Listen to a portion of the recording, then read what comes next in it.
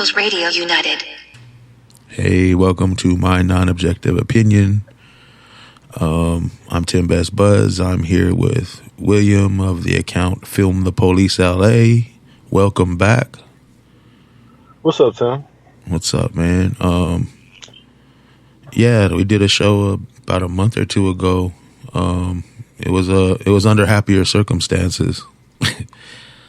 Yeah, So to say the least. For people who don't know, who didn't hear the last show, before we really get into anything, why don't you tell people a little about who you are and what you do is with the police? You know, like what are you known for? And then we'll move on to the other stuff from there, if that's cool with you. Yeah, that's cool. Yeah, so I'm known as a cop watcher. That's what I do. You know, I spend a couple hours or a lot of hours each day looking around for police stops, documenting police stops, and then making sure that the cops stay in policy and make sure that their policing is constitutional.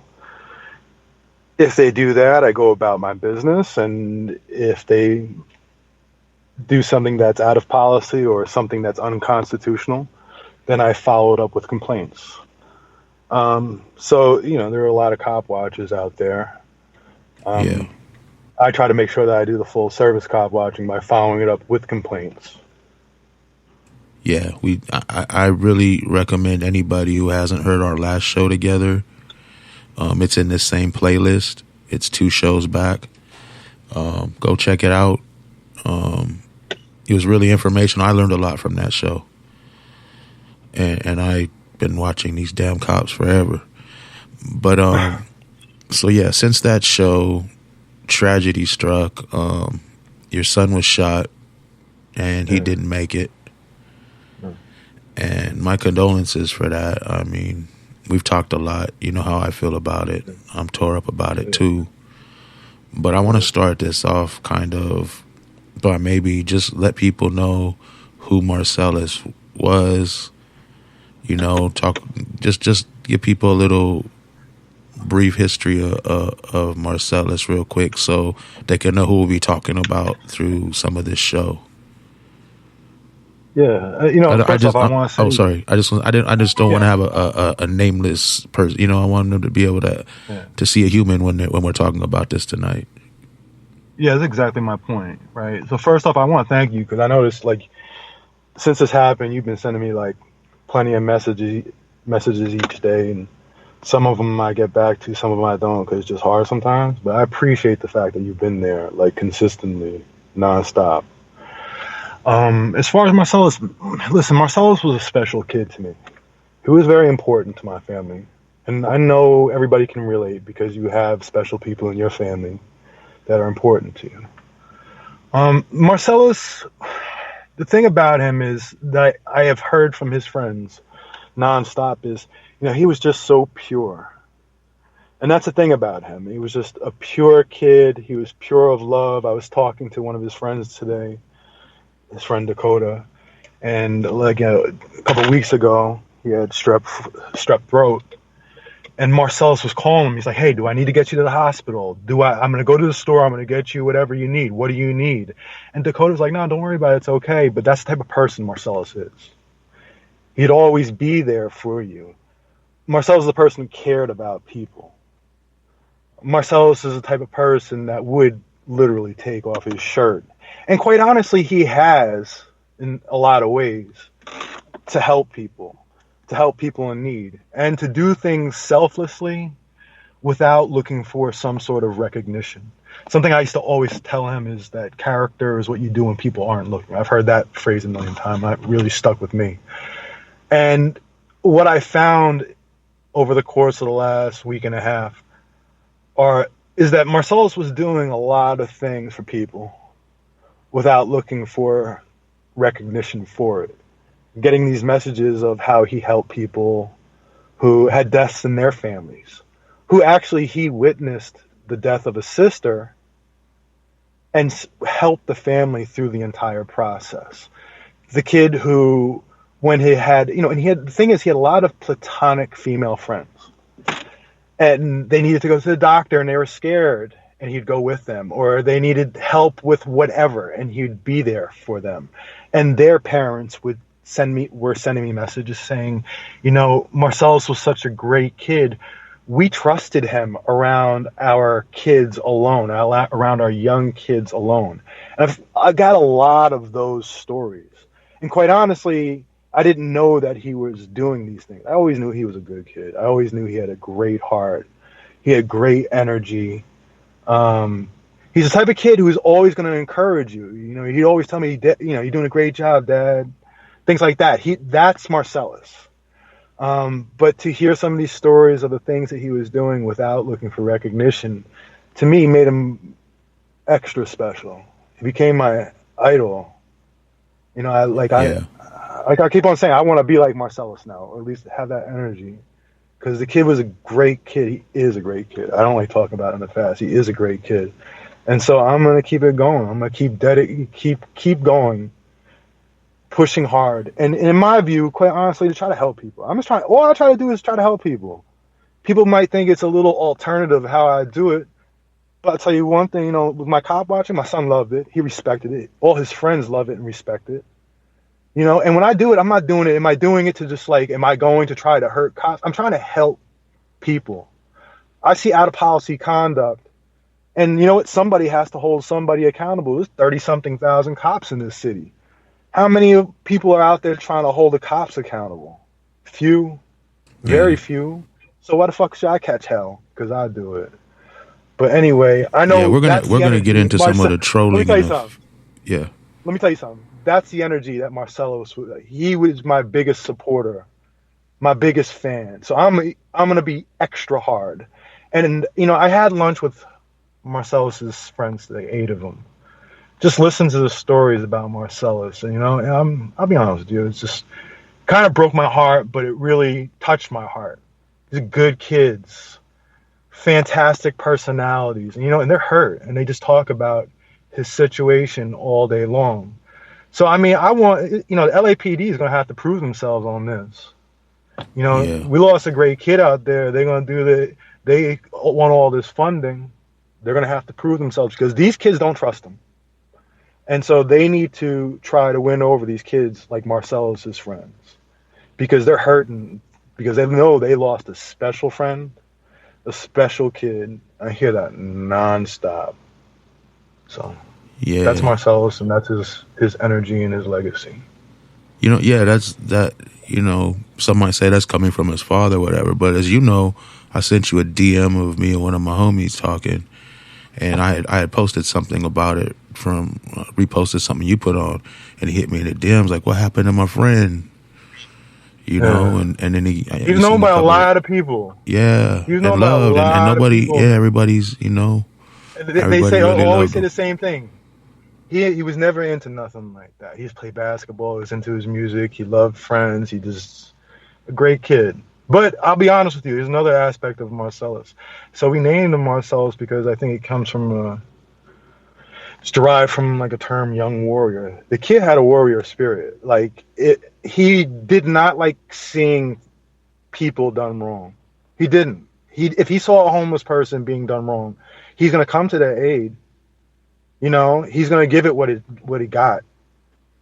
And so I want to keep that spirit going. The kid was great like that. He was ferociously defending people who needed defending. And honestly, to me, and selflessly, to me, how many people can you say that about? How many 22-year-olds can you say that about? Because when you're young, you're kind of selfish and live in that moment or whatever, and you're not thinking about other people. He was always thinking about other people. Always. When he made decisions, he was thinking about how it would affect other people. Is this going to make them upset? And he never wanted to make people upset like that. So, that's Marcellus. What I'm trying to do is, honestly, right after this happened, the first thing I thought is, they're going to put in the paper, it's going to be a 22-year-old black male murdered. 3 days later, nobody remembers him. I refuse to. I knew immediately, no, he's not going to be known as a 22-year-old black male victim. He's Marcellus William Good. Very proud of his name. And so I'm going to fight in his honor to make sure his name is out there and that it lives forever. And quite honestly, that people know about Marcellus and his energy and his spirit and his compassion for people, and that can live on. But on top of that, like I said, he was also a warrior too. That kid's been through a lot. You know, he's seen a lot of friends die. Growing up in LA, people wonder, well, you know, how are all their friends dying? It happens a lot out here. It happens over an argument over a girl. It happens over just dumb stuff. They see a lot of death and murder. So in Marcellus's honor, I want to do things that will prevent the next Marcellus. And so it's a matter of trying to figure out what's the best way to do that. How is the best way about going about that? Because I know he wants to prevent the next Marcellus. The kid loved life. And it's unfair that he lost his life this quickly. It's really unfair. I know he's saying, man, Dad, life was just really getting good. But his life is going to live on because it's going to live on in his spirit. Yeah. Unfortunately, like you said, Marcellus isn't an anomaly. This happens far too often. Gun violence is tragic. Mm-hmm. No matter, you know what I mean? Somebody's always going to suffer. Mm-hmm. But yeah, let's move on a little bit from that. Mm-hmm. You when you said let's do a show, I'm just putting this out there so nobody hates me. You said ask really hard, Fox racist, not racist, but you know what I mean, like the questions. Yeah, you said that. You said you specifically wanted those questions, so I'm going to ask you a few questions that I would assume. I want hard questions. That I assume the right wing people, cop lovers, bootlickers, whatever they are, would kind of ask, because your situation's different. You know what I mean? So first of all, let's get this clear. Marcellus didn't have a gun on him. I don't care if he did or not, but I'm saying just for the people out there. No, he wasn't out, like we just talked about. He wasn't out there starting trouble. He wasn't the reason. It was like a terrible, you know what I mean?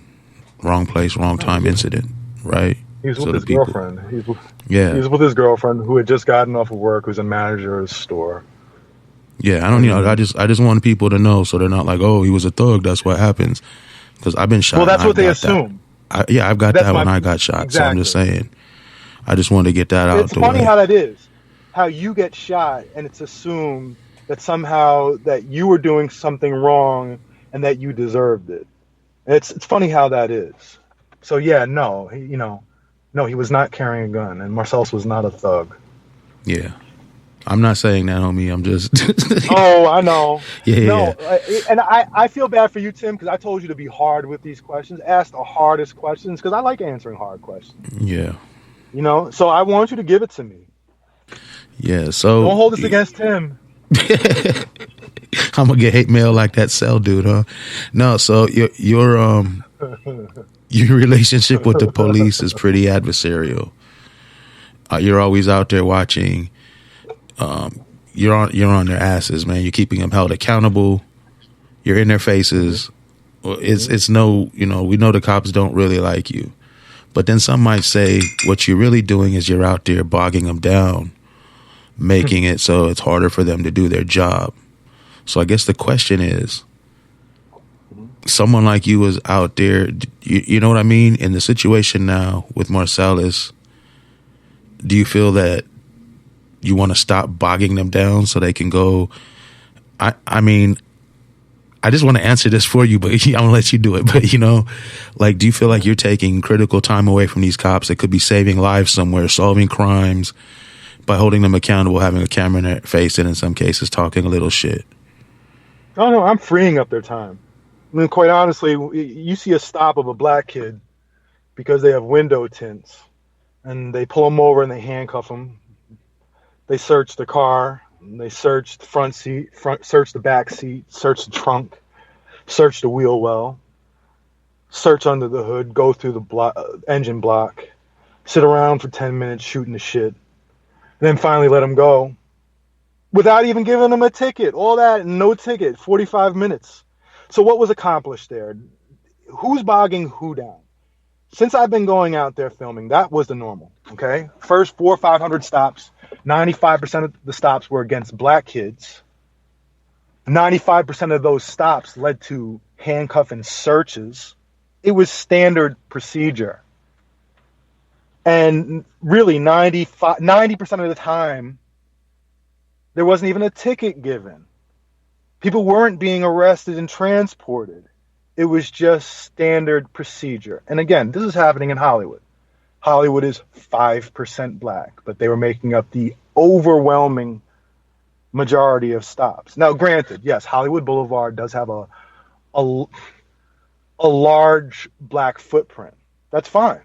But I'm talking about just really anywhere in Hollywood. It was just against black people. Black people were being pulled over. Black people were being searched. Black people were being handcuffed, going through these excessive or prolonged post-stop activities. And that's not normal. Come on now, what is going on there? You're spending all of your time doing that. And we call it a pretextual stop. You're spending all your time on these pretextual stops. When I look at the data, the Inspector General came out with a report, an audit of the 2019 stops, the year 2019 stops with LAPD, all their stops. And they found that with these pretextual stops, they were overwhelmingly targeting black people, overwhelmingly targeting Hispanic people. If you have an expired registration, you are 300% more likely to be searched as a black man than a white person. If you have a license plate violation, you are 500% more likely to be searched if you're black than if you're white. If you're pulled over for speeding, you are 1,500% more likely to be searched and handcuffed if you're black than if you're white. So they're targeting black people using these pretextual stops. But they also found that black and Hispanic people were less likely to be found with serious contraband and arrested than white people. White people were found with serious contraband more often than black people and Hispanic people. So they're targeting people of color like crazy. They're not finding anything. They're putting them through prolonged post-op activities. They're bogging themselves down with a practice that is ineffective. Since I have been filming them here in Hollywood, that has changed. In the last 6 months, you don't see them going through those post-op activities. There's very few handcuffings. And it's usually, when I do see a handcuffing, it's related to the driver being on probation or parole, which would allow them to be handcuffed. So when it used to be people getting pulled over for tints and handcuffed, that doesn't happen anymore. For license plate violations, rarely. For a California roll, when I used to see them pulled out of their car and handcuffed for that and searched, that doesn't happen anymore. Just to clarify, you're talking about in Hollywood, because I know for sure it happens a lot. I'm talking specifically in the Hollywood station. Okay, I just wanted to make sure. The policing around here at the Hollywood station has dramatically changed over the last 5 or 6 months. If you look at the practices that used to go on out here last year at this time, straight through the end of the year, it is night and day different than what you see right now. Okay. And that's for a reason. It's because I was out there, and that's just not me. There are other cop watchers out there on their ass, shedding light about what's going on at 1 o'clock and 2 o'clock and 3 o'clock in the morning on the back streets of Hollywood when they're pulling over black kids for no reason or for little reason and putting them through all this. So what I've done is I freed up their time. I freed up their time to go focus on other things. Like I said, the practice that they were using was ineffective. If the practice is ineffective and you just want to double down on that, there's a definition. That's the definition of what we call insanity, to do it over and over again and expect different results. Their lack of imagination in policing just told them, hey, just keep on doing more of the same. It wasn't working. Well, you know what? Now they're not doing that. I've heard this before, so this isn't even a question I had on the list, but when you were saying this, I've heard this from other situations, that the cops go out and harass 1,000 people and get 1 or 2 guns off the street, but it saves so many lives. That's quote unquote, right? Like, how do you respond to that? I'm not going to respond to stuff today. If someone wants to ask me a question, how I feel about it, this is about William right now. This is about what he's talking about. So hit me later. I'll answer whatever questions you want. But yeah, how would you respond to that? I mean, using a ton of resources in the least efficient manner to get a single gun off the street isn't impressive. Why don't you use more efficient uh, practices? Or better yet, why don't you do things that'll actually prevent the guns from coming on the street in the first place, or prevent the things that'll have prevent the things that would encourage people to commit crimes in the first place, or some sort of gun violence. Getting one gun off the street per every 1,000 stops, where it's pretextual, those other 999, you've pissed off a member of the community. Not only do you piss them off, they're going to go home, they're going to tell their friends, and it pisses off their friends. They're going to go home and tell their family members, it's going to piss off their family. You forever poison your relationship with all those people for life, for that one encounter, for life. So if you want to, you want to take it to that extreme, why don't we just set up a checkpoint on every single corner? And you know what? You'll actually get more guns off the street. But what does it do? It'll stop people from coming outside. It'll poison the relationship in the community. And quite honestly, it'll probably cause more strife. It'll cause more anger in the community, more resentment. It'll cause all sort of frustrations. Michael Moore says that a lot of the reasons for the increase in murders comes from people just being frustrated. Frustrated from COVID, frustrated from the economic situations from COVID. And so creating more frustration doesn't help anything. And on top of it, I look at Hollywood Boulevard when they see those pretextual stops. I'd hear tourists walk down the street and say, what's going on around here? Is it really this unsafe? Why are all these people being arrested? And I'm saying to them, oh, actually, they're not being arrested. They made a turn without using a turn signal. They're handcuffed and being searched, but they didn't commit a crime. They're going to be uncuffed and they're not even have a ticket given to them. And they're like, what? No, that can't be. They must have done something. They're handcuffed. And they look around and they see 5 stops happening like that at once. You know what they're saying? This place is unsafe. You know what families are saying out there? This place is unsafe. When you see all those yellow lights and the blue and reds, they're saying this place is unsafe. But little they know, they're just going and harassing a kid because he just jaywalked. I've seen plenty of those. Yes, handcuffed and searched because they were jaywalked. I've seen them handcuffed, searched because they jaywalked, and then when they were uncuffed, harassed and told that they were going to get pulled over as soon as they left the area. This is what happens. So what happens is you scare off families. You scare off the people that are going to be out there that are going to be behaving in a healthier way. And when you scare them away, then what do you have? You have a small concentration of the wrong people left because they're not going away. They're there. If you have 20 gangbangers out there on Hollywood Boulevard and there's no one else around, those 20 gangbangers are going to get into it. If you have 20 gangbangers out there and there's 4,000 people out there, those gangbangers aren't going to get into it. Just spread out. They're doing their own thing. People aren't thinking that way. But honestly, the Hollywood cops have scared them off. And I will say this. In the last 6 months, the cops have left the street of Hollywood Boulevard. They've left. They've abandoned the area. I mean, they're back a little bit more in the last 2 weeks or whatever. But they've abandoned the area. You've been out there. You've seen Weird coincidence, huh? We've been out there. They've been gone. Oh yeah. And when you were out there, yeah, we were out there together. And let me ask you something. We saw very few cops. And what did you see out there? Nothing but families having fun. The lowriders out there. Yeah, it was lovely. And I even talked about how you cleaned up Hollywood. But the thing is, I just think it's no coincidence that since this incident happened with your son, from what you're telling me, there's been more cops out in Hollywood more recently. They know they don't got nobody. Well, they assume they don't have anybody watching them right now. That's I hate to be conspiratorial, but yeah, no. Quite honestly, the footprint out there the last week, maybe it's coincidence or whatnot, but it's heavier than usual. Than it has. You don't got to be a conspiracy theorist to know that cops conspire to do evil shit. Yeah, they've been deep out there, and so I know I have to get back out there. I don't even mind if you're going to be deep. Fine, you better stay in policy. You better make sure your policing is constitutional and proportional. Don't go out there harassing people. Don't go out there and be ultra petty. If they're going to be ultra petty, you're going to get it right back at them. If they're going to start handcuffing kids again for window tints, why I go over to the police station, their police employee parking lots full of cars with window tints, then they got a problem. So, I mean, it's up to them. So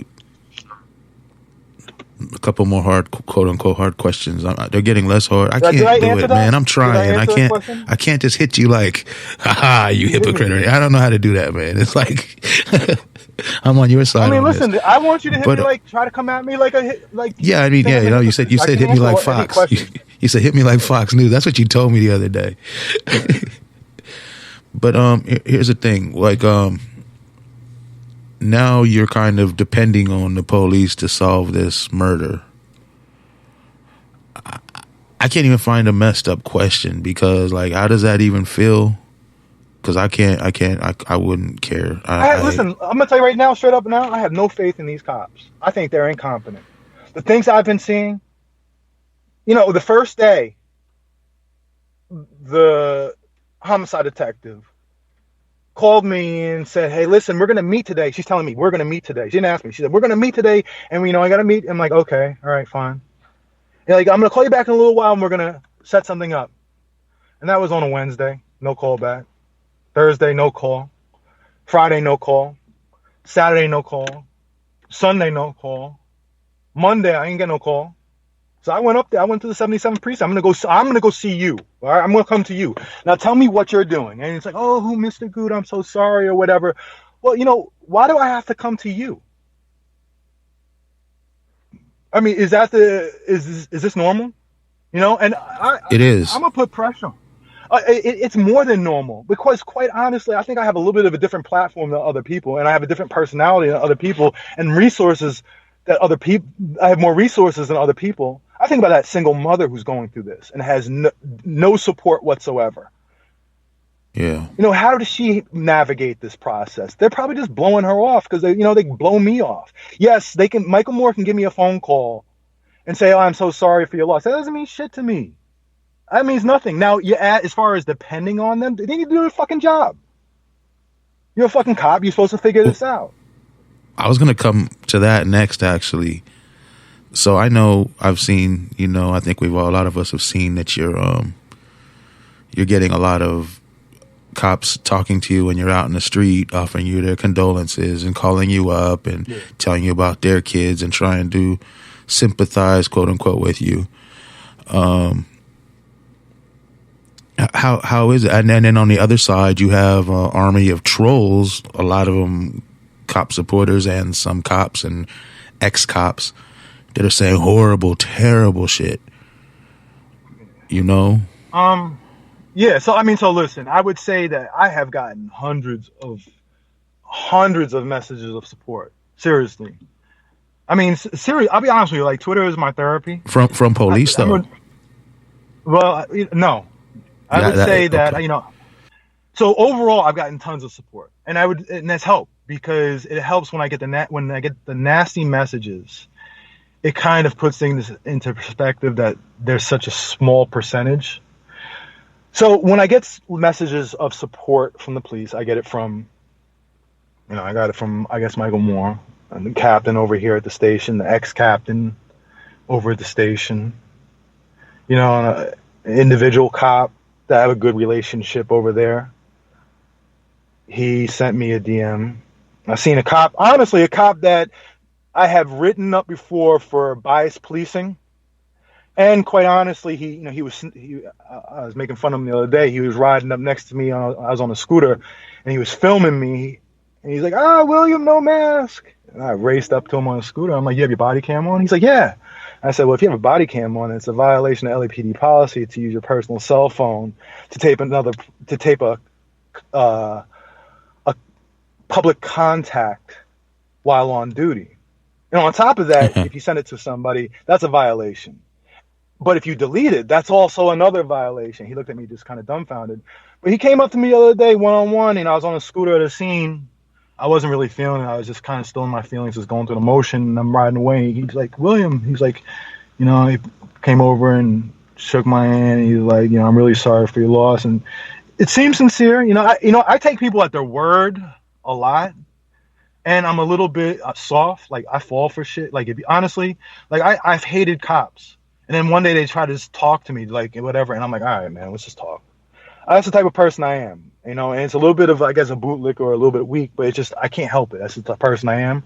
So I get, I've had some off messages of condolences from them that I felt were sincere. But at the same time, man, my Instagram messages were just like a machine gun of just, you and your son both need to die. You know, he died and he deserved to. You know, you both need to die because of critical race theory.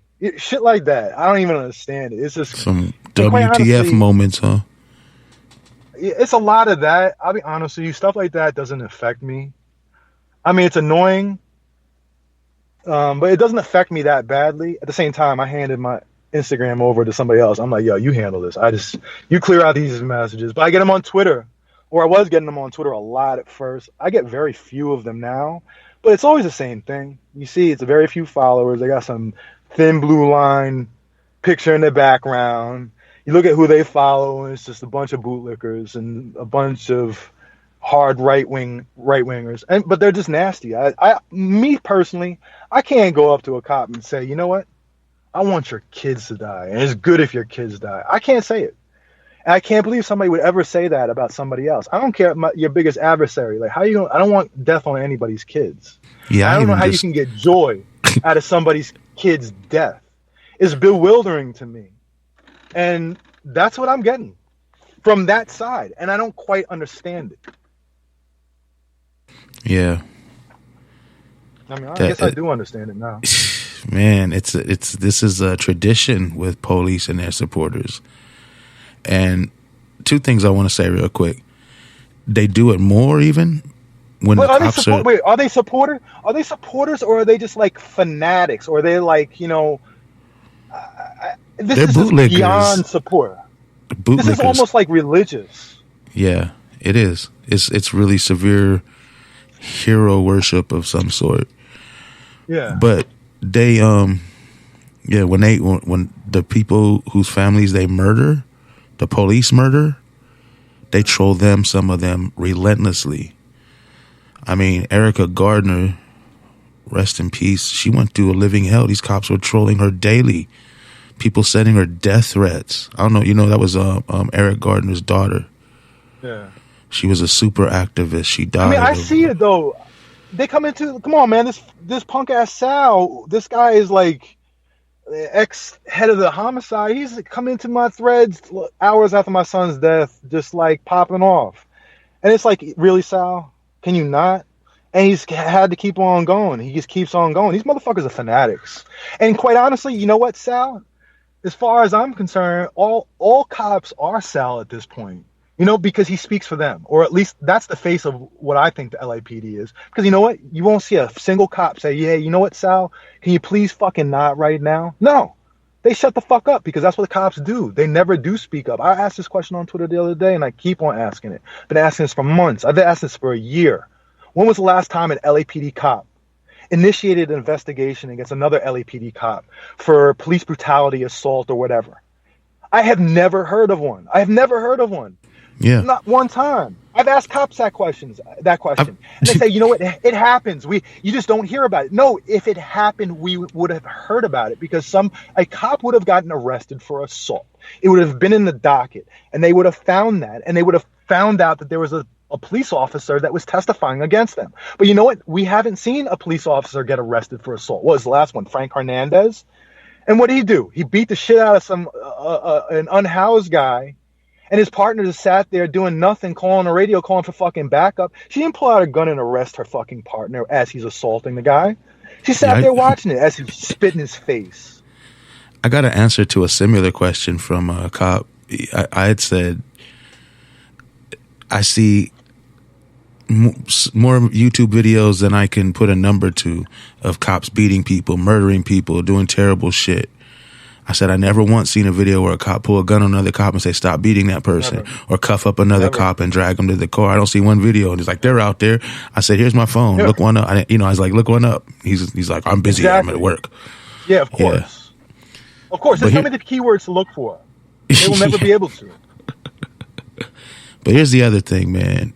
I'm going to ask you, do you believe that cops from the chief of police on down offer their condolences to people whose children are murdered due to gun violence in the streets, not cop involved? Do you think they offer their condolences to people that aren't high profile, who don't get articles 0%. written about them? Yeah, if they're not the film the police guy, if he's just some average guy from the community, no, they don't get a phone call. I got a phone call from Chief Moore because earlier that day I'm in emails back and forth with Chief Moore over some complaints they screwed up on. I got an email from I'm getting these phone calls because listen, I will say there's been a huge turnover over here at the Hollywood station. They will tell me that the captain over there was promoted to commander for a reason. They can tell me a lot of things. There's been a lot of turnover over there. It's for reasons, because they've been hit pretty fucking hard. Okay? And because of that, yeah, I got a phone call. If I hadn't done that, if I was, I've been living in Hollywood for a long time. I only started cop watching recently. Before that, these cops, I live like 7 blocks from the police station. They never see me, They never really come across me. They may have seen my face here and there. If I was just that guy, would I have gotten a phone call? No, absolutely not. Would I have gotten the messages of condolences? No, 0% chance. And I recognize that. Like, honestly, I'm very fortunate. I'm very fortunate with the help that I've had around me. I'm very fortunate for my support structure, and I'm very fortunate for the people online who, quite honestly, go to bat for me in some hard ass ways, and I appreciate it. Sometimes I don't understand it. I'm in awe by it. It's like, wow, y'all did this for me. But, I recognize that shit. If I had them behind me. If I was somebody, just a regular person who just doesn't have that sort of platform, would they have given me these phone calls? No, 0% chance. And I think that's an important question to ask, because I will highlight when they do call. If a cop reaches out to me, I'll make sure I recognize that. Like, to me, I have always been fair. I mean, you and I have talked about this. I've written up 200 and something complaints. I've also written 7 commendations. I feel like a fool right now for having written those commendations, because 0 of my complaints have come to a final disposition, but 7 of those commendations are sitting in people's folders right now, just looking nice and pretty. So they've had a net positive of 7 filings. I mean, a commendation coming from you is more than a regular commendation. Well, the funny thing is, you know what? I had more commendations to come. And I'm going to tell you, my commendations are generally I'll tell you what they're all for. The first commendation I ever did was this motorcycle cop. He had 3 masks on, and this is right at the beginning of COVID. And I was shocked by it. And I was like, why are you doing that? And he's like, I want to protect my family. I want to protect community. He said all the right things. But then he said to me, and I guess I'm going to blow him up a little bit. I usually never tell what a cop said. He said, listen, I know some of these cops are crazy out here. All right? And I know that. And I couldn't believe he said that. We might disagree on the percentage of them, but he said that. That's a start for me. For a lot of people, it's like, okay, that doesn't mean shit. What are you doing about it? But for me, just to hear that. And he initiated his conversation. And this is before I was really cop watching. I was just weeks into cop watching. He didn't know who the fuck I was. He was a motorcycle cop, so he's not even in the Hollywood division. He's working over in the Wilshire division. So he didn't know who I was. He initiated this. He was proactive about it. And I thought that was interesting. I wrote a commendation for that. Other ones I wrote, quite honestly, they were mental health issue calls where the cops handled it well. They handled it well while people were screaming at them, saying to let the woman go. But, the girl, long story, me and another guy were following after this girl. She had nothing on but her panties, and she was having mental health issues. And we saw cars following her because they were going to kidnap her and rape her. And we followed them. We were trying to get an ambulance there. The cops came there and handled that shit really well with some really confrontational people. I'll give them credit for that. That's why I give him credit for. Another time I wrote a commendation because this guy, he had no plates, no license plate, no registration, no insurance, no nothing. They weren't going to do nothing but give him 1 ticket, and he was just screaming at him. So I'm not going to jail. And they're like, we're not sending you to jail. We're just giving you this 1 ticket. He's like, and then we're going to leave, and you figure out what you're going to do with the car. They weren't going to tow it, nothing. He kept on screaming at him. And the cops handled that well, so I wrote him a commendation. But yeah, listen, I write commendations for cops. I'm not. You don't really hear me say ACAB, but you're going to hear me say a lot of all cops are Sal's from here on out. Because for me, Sal is the face of the LAPD from here on out. Yeah, we don't agree on everything, man, but it's all love. I You know know. that. I know. You cringe when you hear me say this. You're like, oh man, fuck that. You probably feel I'm a little bit of a bootlicker too, because my girlfriend called me that. So it's like, No, I'm not I saying that. know. I'm saying like, there's other people I don't want to name that I've been critical of to do that. It's just it's I'm gonna not. say this: you've been shot a million times, and you have been terrorized by cops in your lifetimes in ways that, quite honestly, I give you a lot of credit for showing enormous restraint. Please, we can, my experiences with the cop ain't the same as anybody else. I never tell anybody how to feel about the cops. Somebody can kill, if a cop killed your family, am I going to say, hey, you know what? Be respectful. How can you? You can't. So no, everybody has their own experiences, and none of them are wrong. Yeah, I agree. They're just such bastards. Ah. All of them. Oh man, let me. Yeah, I sent you the shows live right now in the Twitter DM. I sent you the link just if you want it.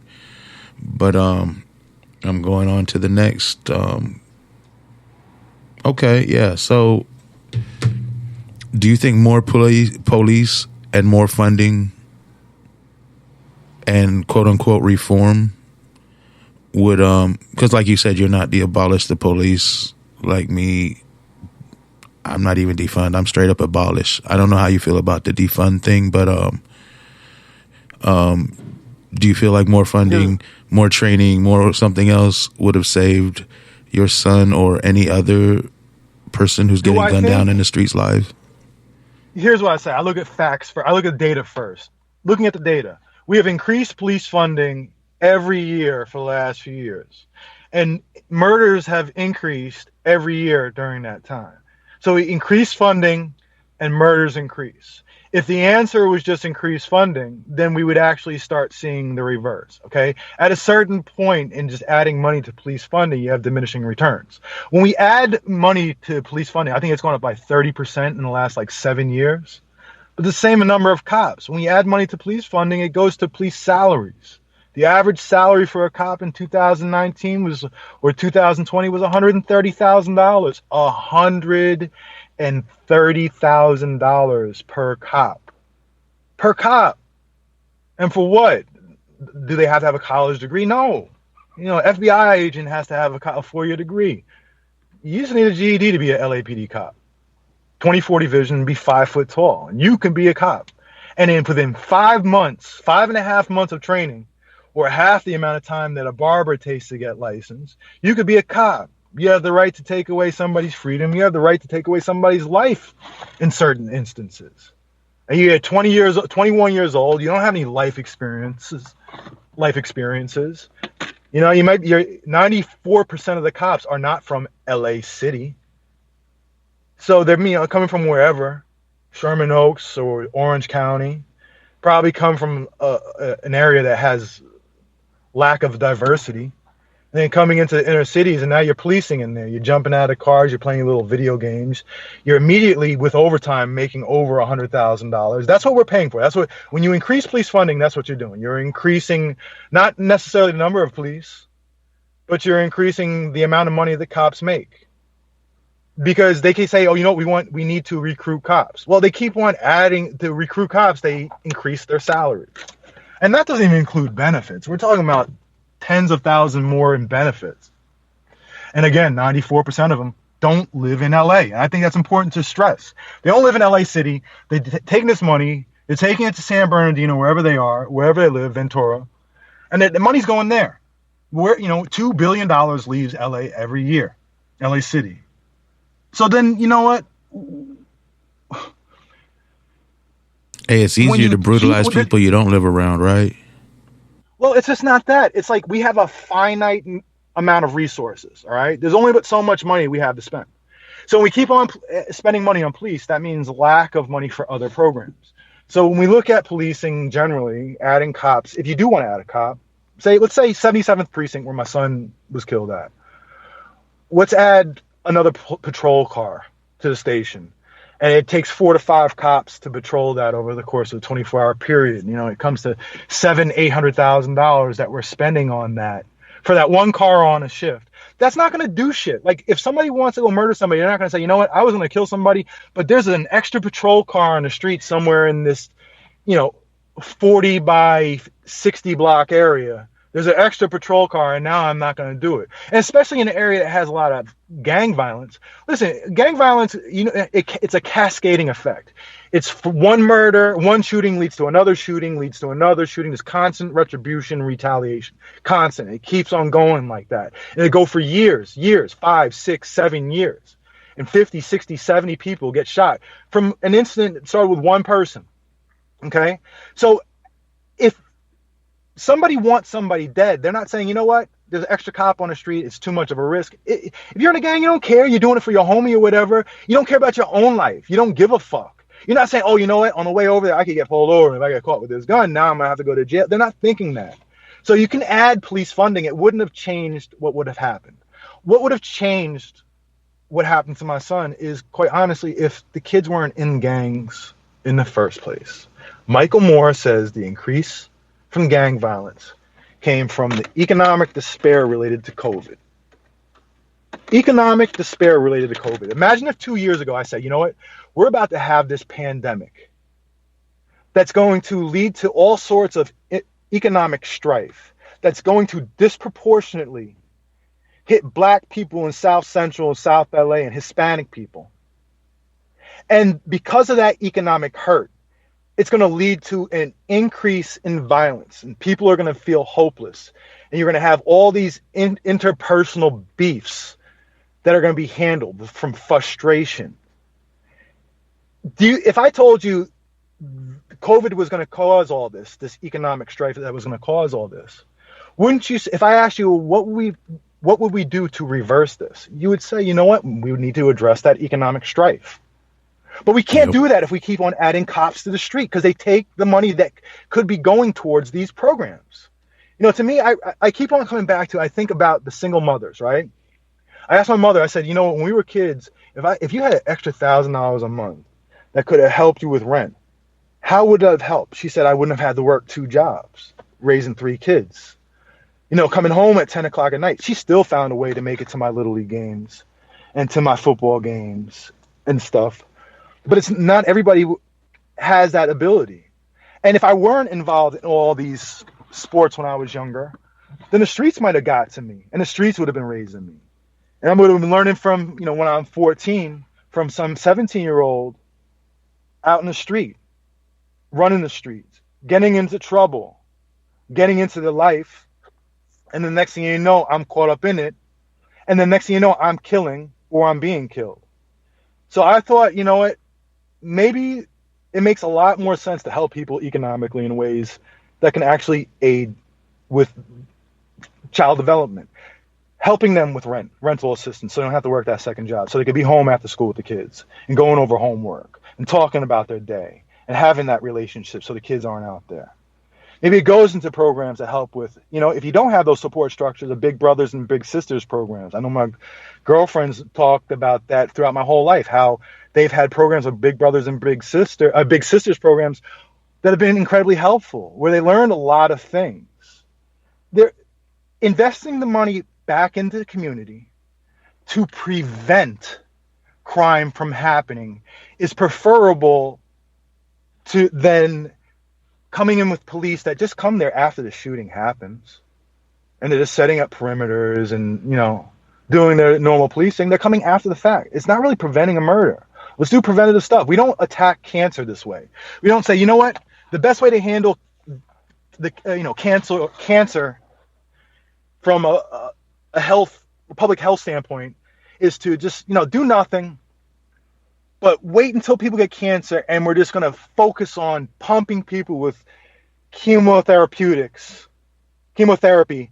to, attack cancer. No, how about we do things like healthy lifestyles and preventative measures to prevent cancer from happening in the first place? Why don't we put money into research to help prevent cancer from happening in the first place? If we look at policing from that perspective, we do it completely opposite from the way we address other public health crises in the country. And what we do have, listen, I don't think it's helpful when people say, we have a It's a lot of black men killing black men right now. And people are like, oh, well, you shouldn't talk about that. No, let's talk about it. It's true. But we need to find out why and really how do we stop it? More policing? No, that's not going to help. We add another couple $100 million to policing? No, that's not going to help. For the price of one officer, we could pay 130 months worth of rent for mothers in South Central. For one price of one officer. Yeah, I go to that police station right now. They're sitting in their car, sitting on the phone, looking at whatever, doing nothing, just burning gas, doing nothing. We could replace that one officer with 1,300 months of rent. Come on, man. What are we doing here? So, no, we don't need more policing. We need less policing. And as far as defunding, I'm not saying we need to defragment policing, okay? The majority of their calls are dealing with mental health issues and dealing with unhoused encampments. All right, let's take that responsibility away from them. They don't want to go there. We don't want them going there. Let's take that away from them. Okay, we have these things called the MEU units, the mental evaluation units, and I see them. They're highly effective. They come teamed up with the ambulances, and they have like the social worker thing. They deal with the mental health calls, and they're fantastic. Nobody's pulling guns out. And I think there's like 17 of those teams. I think they even cut them. And they said the issue that they've had is that they're highly effective. There's just not enough of them. So why aren't there enough of them? Like, why aren't we increasing those tenfold? No, we want to add more fucking cops to the street, but you don't want to add mental evaluation units that actually deal with these people with some sort of kindness. I listened to Alex Villanueva. He says that over in Venice Beach that we don't have enough resources to deal with the homeless crisis. But Michael Moore says one of the second biggest reasons for the increase of murders comes from murders against the unhoused. So we don't have enough resources for the unhoused, but they're the ones being murdered. And oh, by the way, they're not being murdered by other unhoused. They're being murdered by people who come to prey on them. Thank you. To prey on them. And I asked the cop, what's the best way to address this? He said, the pretextual stop program, if we stop people in their cars, we can start looking for guns before they get to the homeless encampment. Give me a break. What is that, a 1 in a million chance? The best way to address you're going to arrest them for matches too? Because a lot of people get killed in fires, but these jerks start to try to get them up out of their neighborhoods. Yeah, they come by with lighter fluid and they spray it all over their shit, and then they light a match and they keep going. And I see 4 or 5 tents go up at once over that. But they talking about, we need to have pretextual stops to prevent murders against the unhoused. No, how about having less unhoused? Like, put the money into getting them off the fucking street and not in the parking lot in the middle of summer where you're just gonna bake. I mean, what are we doing here? I got arrested over in Echo Park. Because it was just outrageous. I got arrested because I didn't want to be there. I had to take a piss. I was going to Starbucks. I had to take a piss. But they were like, oh, all press, we need you to leave. I'm like, what the fuck are you talking about, press leave? What type of shit is that? So I'm like, no, if the press got to leave, I got to stay and document this because something's going to be crazy, right? But, they look at the numbers. The first night overtime was $800,000 that we spent in overtime for that. And I think total police overtime during the Echo Park incidents was like $2 million to evict 20 unhoused people. Like, you could have put them up in Echo Park at market rates for years for the same price. So, I mean, come on, everything we do is, the answer for it comes through policing and adding more money into policing. Crime's up, add money to policing. We do that and we're not getting the results.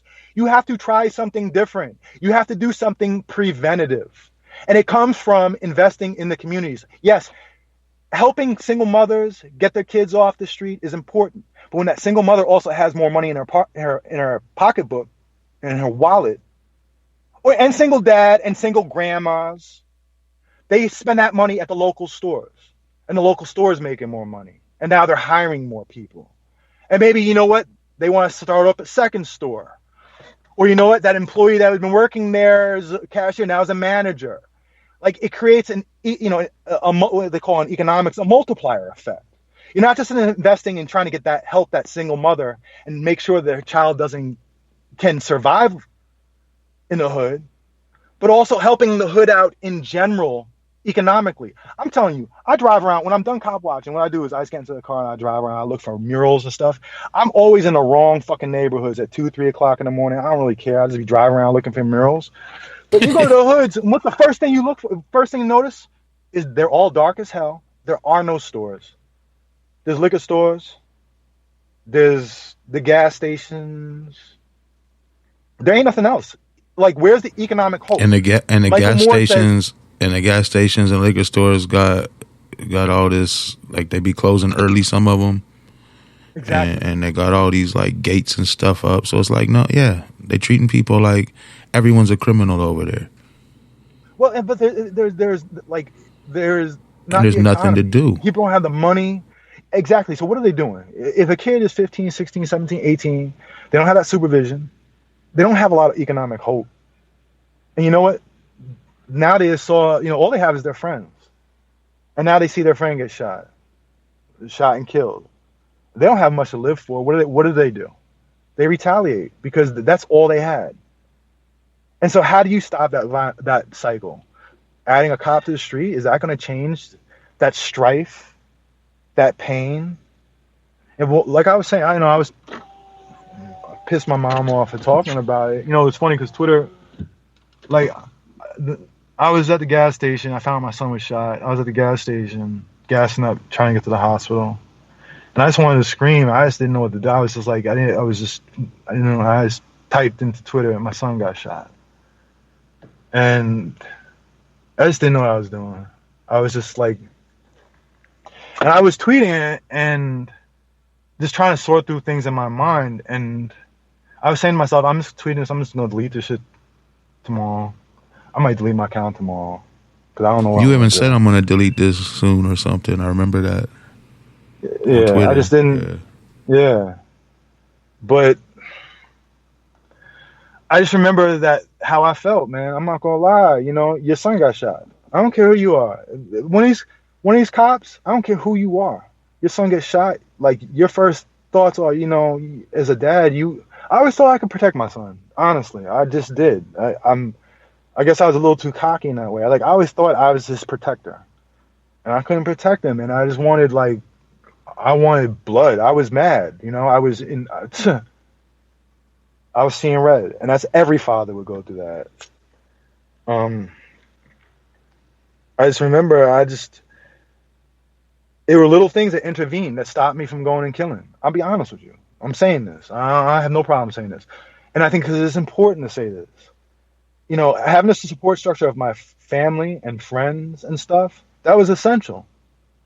But what if you don't have that support structure? Like, man, you're gonna go do what you got to do.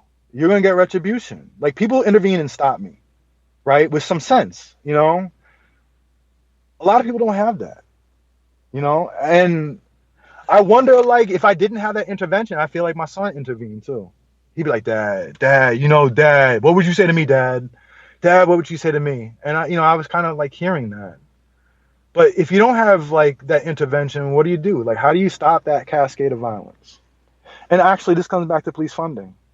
Like, you need grief counselors after these things. Like, you need somebody to talk to. I'll be honest with you. I'm not going to lie. Twitter was my grief counselor. I, like, screamed into the void. That's why I didn't delete it, because I was like, it was like help. It was really helpful. I'm not going to lie. I was just talking through. I was kind of talking to myself, I guess. I guess it was like my diary, but it was helpful. But what if you don't have somebody to talk to? Like, what do you do? And what if you're an 18-year-old, a 17-year-old, and your friend is all you have? Like, what do you do? And you don't have Payback. somebody talking to you. You got payback. That's what you're going to do. And then they're going to be paid back after that. And there's going to be payback after that. And it's going to be payback after that. We were talking the other day, and I'd seen you had posted something, and I was like, yeah, like, when it comes to, like, gang shootings and stuff, it doesn't really stop with the first one, and it doesn't stop with the retaliation either. It keeps going. It divides cats. Then you got new cats mad because this happened, and some of them, man, I couldn't even. I told you about some major beefs that I witnessed in my life, right, with these big hoods, and how it's still going on to this day. Something that started so many years ago. People still fighting and shooting over the same BS incident, But now it's over a whole series of incidents. That's what we have I to know. figure out how to stop, because I mean, like because it that could, spreads. to me, that could very well, I talking to his friends, that could very well be the case here. Where they just say, they know this is a hood and they see somebody standing right there and they know that's where they be at. And like I said, my son, that's not an area he ever really goes to. But he's just all over LA. You know, he knows everyone in LA, everywhere. You know, he just pop up here and pop up there, and he's there for 3 minutes, and all of a sudden they come by. It could be from some shit that started 5, 6, 7 years ago, and they say, you know, my son and some little girl is shot. You know, Yeah. civilians getting shot like crazy, I mean, a lot. I and had these young kids, they're indiscriminate like that. a friend I grew up with. He got murdered because he looked like somebody from another hood. They rode up and just shot him so many times, man, in his car. That's But the funny yeah, thing is that's the first thing I heard from about my son. They say, "Oh, he looks just like somebody that lives over there." I'm like, yeah, "That's he looked wonderful, like a just dude. They had the wonderful." same hairstyle, the same kind of way. I And knew that's who the crazy thing. Yeah, Listen, because I go to Hollywood Boulevard and half the kids look like him. You know, it's like fuck. Today I'm looking at kids. I'm like, man, that could be Marcelis right there. It looks, that's they all have that same look. yeah, it's a popular So who hairstyle knows? Yeah. right now. All the youngsters got that hairstyle. It's either red or yellow. You know. Well, he always said to me, he's like, Dad, I know you. One day I'm not gonna have any hair like yours, so I'm gonna keep it long now. So yeah, let me ask you another question here. Yeah. To get your opinion on this. So let's look at gang violence and Yeah. police violence. Like somebody, what do you think the difference is between someone getting murdered? Let's just say a civilian. It doesn't have to be a gang. Let's say somebody getting murdered by a civilian or somebody getting murdered by a cop. Well, okay, you gotta look at it from two perspectives. First off, for the parent, initially you thought, sorry, my child is gone, my child is gone. Doesn't matter. But there's a difference. There is a difference when the state murders versus civilian. There is a difference. There's a distinct difference because when a state murders, there's no real get back. There's never any justice to it. Zero. What? Like seriously? I mean, listen. Yes, Shelvin got 22 and a half years. There's justice there. How often does that happen? And it's so rare. When a state kills, it's rare, and it's not just that. It's like insulting the way they do it, the way they write off the murder. And I look like Andres Guadardo. I mean, come on, give me a break. Kid was shot in his back that many times. What, on his knees? For a Murder. tattoo. And they come on for a tattoo. You're trying to. There's a difference there, because there's never any justice. You can't have justice. Why? Because it's stacked against you when you're going against the police. When you go against the police, there's just no chance of justice ever.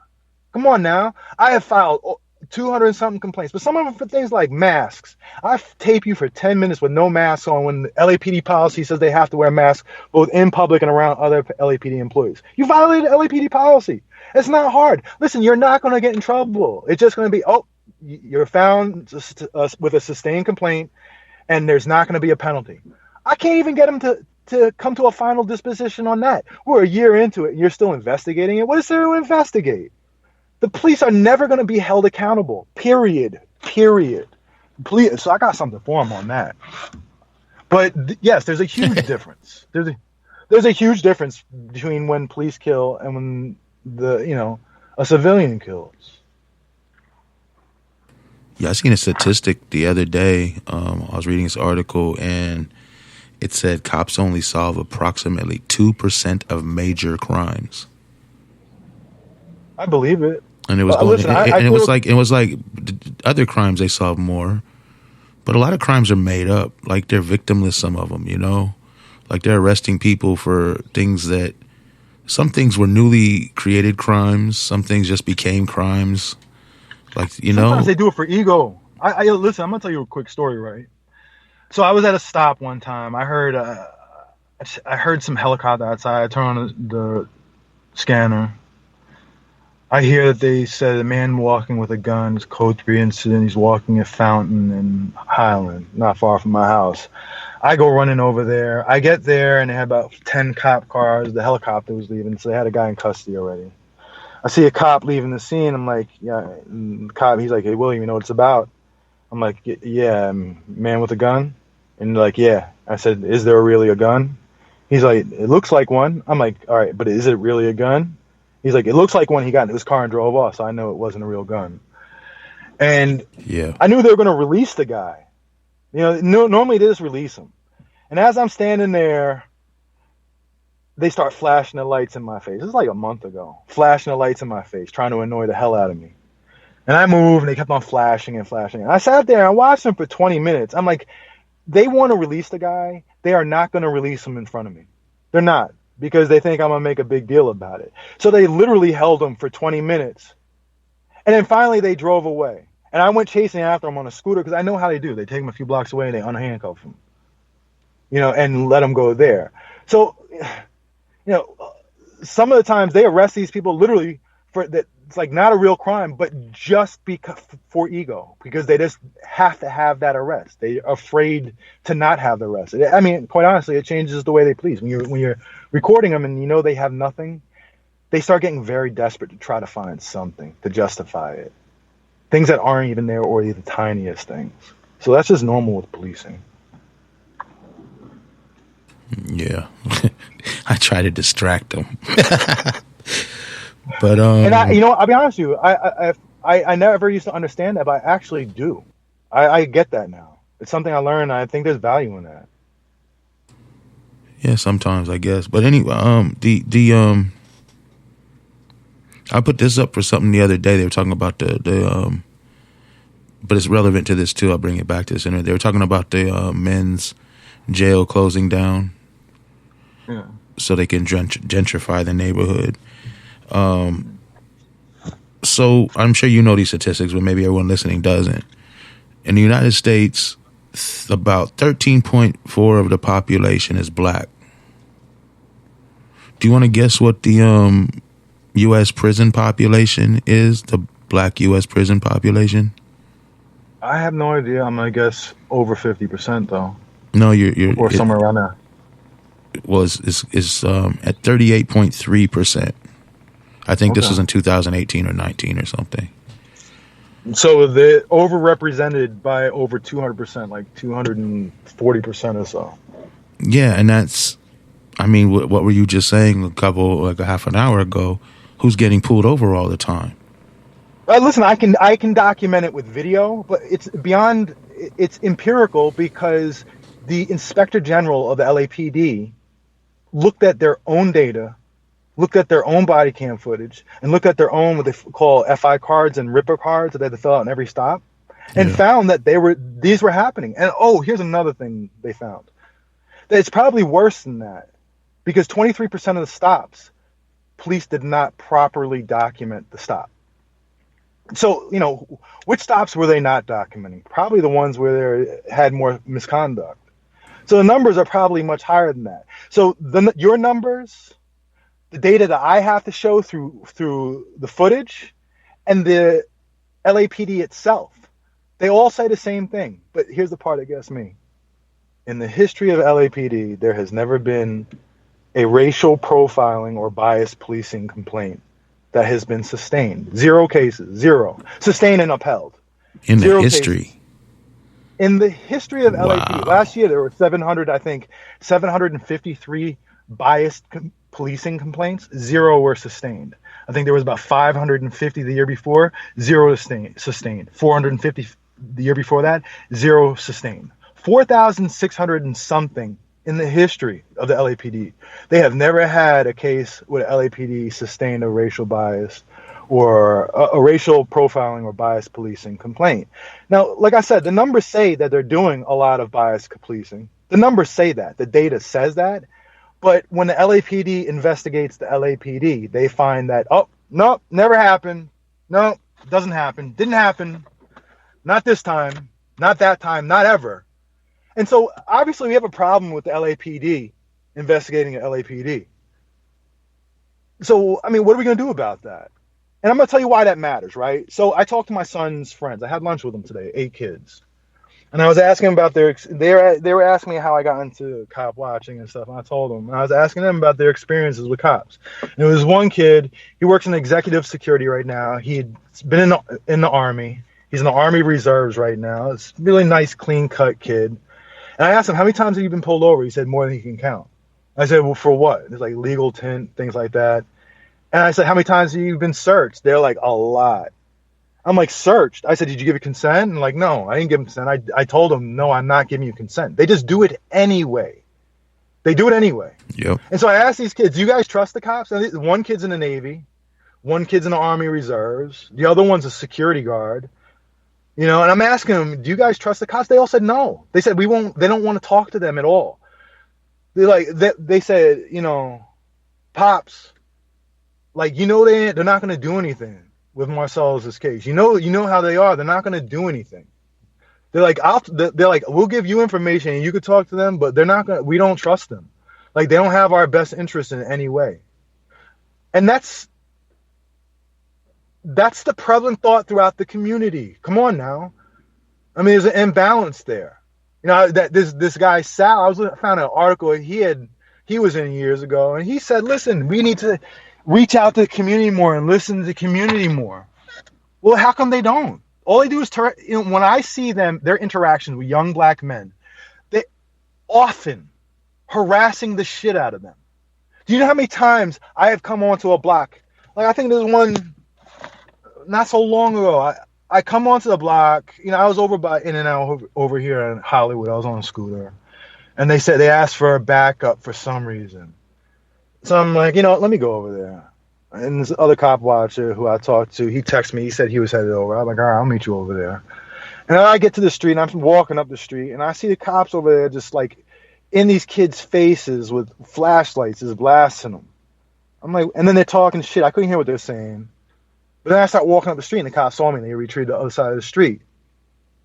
And then the kid comes up to me, and he's like, he didn't even know me. He's like, yeah, man, they're straight up terrorizing us. He's like, I'm like, what happened? He's like, you know, there was a car across the street. The cops were looking to tow or whatever. It's an old white guy, and these kids were protective of him. There's a neighbor, and they were trying to get the guy up, and they were asking the cops, you know, why are you doing this? Because if you go onto the street on Whitley, they're always doing this. I've seen them harass people over cars that are parked there that, quite honestly, there was nothing wrong with the cars. Anyway, they didn't like the kids, so they had flashlights in their face, just blast them. And these are black kids, white kids, Hispanic kids, just terrorize them. And when I realized what they were doing, I was angry. I'm like, you know, how dare you put a light in his face like that? Secondly, how dare you flash a light into his camera like that? It's a violation of the First Amendment. You can't do that. All right. He has a right to film police activity. He has a right to film anything that's in the public space, anything that's viewable in the public space. And if you infringe on that, then you're violating his First Amendment right. You know, he has a right to not only record the police, but to do it, to disseminate information so we can make informed decisions about policy. And when you're doing that, it's not just an attack on this kid, it's an attack on everybody's First Amendment rights. It's a matter of principle. But you're just also taking advantage of kids and harassing them. So I laid into them. Because I know these cops, and one of them is a dirty fucking cop. So I laid into him, one, because, you know, I was mad. Don't you dare act that way. And it's funny how when I come onto the street, you guys start acting all different. You know, don't change up now. And the kids sensed that. But they felt empowered by that. Because kids should not feel scared of cops. They shouldn't have to feel that way. It's ridiculous that they should have to feel that way. Now, it's easy for me to say stand up for yourself because, you know, they could get shot by them or beat up or roughed up or have their cars messed up. You know, people say, oh, do cops really retaliate and stuff? Man, listen, I got harassed by these motherfuckers for months. For months. They know what the They'll fuck slice they your did. car seats. They'll slice your tires. They'll tear your car apart. They'll pull your stereo out. They'll destroy shit. And why? Honestly, why? Like, with me, why? Because what? Because they can. I was filming you. But I was filming you without your masks on. You motherfuckers are so infected with COVID. Man, I probably saved some of your lives by making you guys wear masks. You should be fucking thanking me. But you're getting mad, so you're going to fucking follow me around and harass me because of that? You know, that's the attitude the cops have. If they're treating me like this, I'm a 46-year-old professional, and I know how to handle myself, and I can sit there and defend myself, you know, in a very professional way, right? I can stand up for myself. These kids are defenseless out here, and they're assuming things with this kid. Remember, this kid, my son's friend, he works in executive security. He's been in the military. He's still in the reserves. This is a clean-cut kid, good kid. This is a good kid, 23 years old, got his shit together. But he's being harassed by cops. Like, when you turn... Oh, and by the way, he had actually started the process to be a cop. They came recruiting him, but he got annoyed by it. There's another cop watcher out here right now. He's been out here with me a lot. He's another professional, right? You know, it's funny. When I come to a scene, I always got a hoodie on. He has a blazer on. And he was a cadet. He was going to be a cop. He's out here cop watching because he was put through some fucked up experiences. You know, I think about this other guy. He's an ex-prosecutor out here. I think he was a prosecutor out here for 14 years. And he quit in disgust. And he said, you know what? He'd been pulled out in felony stops before, guns pointed at him, forced on the ground. And I was hurt by his story because he was telling me that, like, he didn't bother telling him that he was a prosecutor because he felt he shouldn't have to. And he felt like, you know, it was hard to stand up. You know, if these are professionals that are finding it hard to stand up for themselves, how do you think these kids feel? But these cops know that they'll never be held accountable, so they do it. And they're having fun. They don't care. And honestly, how many of them have relationships with black kids? Remember, they come out of the academy at 21, coming from Sherman Oaks, may not have seen a black kid in their whole life, but now all of a sudden they're in the middle of Hollywood jumping out of cars at 1 o'clock in the morning. They don't have any relationship with black kids. I see them out there, black kids just, all they're doing in the middle of COVID, when everything's closed and there's limited things you can do, when they're walking up and down the street filming a video for Instagram or whatever, and you're harassing them. Why? Like, why are you harassing them? You're harassing them, and I'm sitting there seeing like 15 pounds of whatever being over here, being sold over here. Y'all focusing on the wrong people. You know why? Because you don't understand them.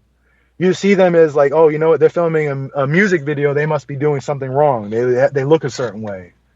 You know why? Because they haven't had those life skills. I talk to, you know, like I said, I know how you feel. Never talk to the cops. I talk to the cops all the time because I just always want to know what the fuck they're thinking. Hey, I talk to them all the time too. We just say different. Oh no, you do. Yeah. I caught myself there.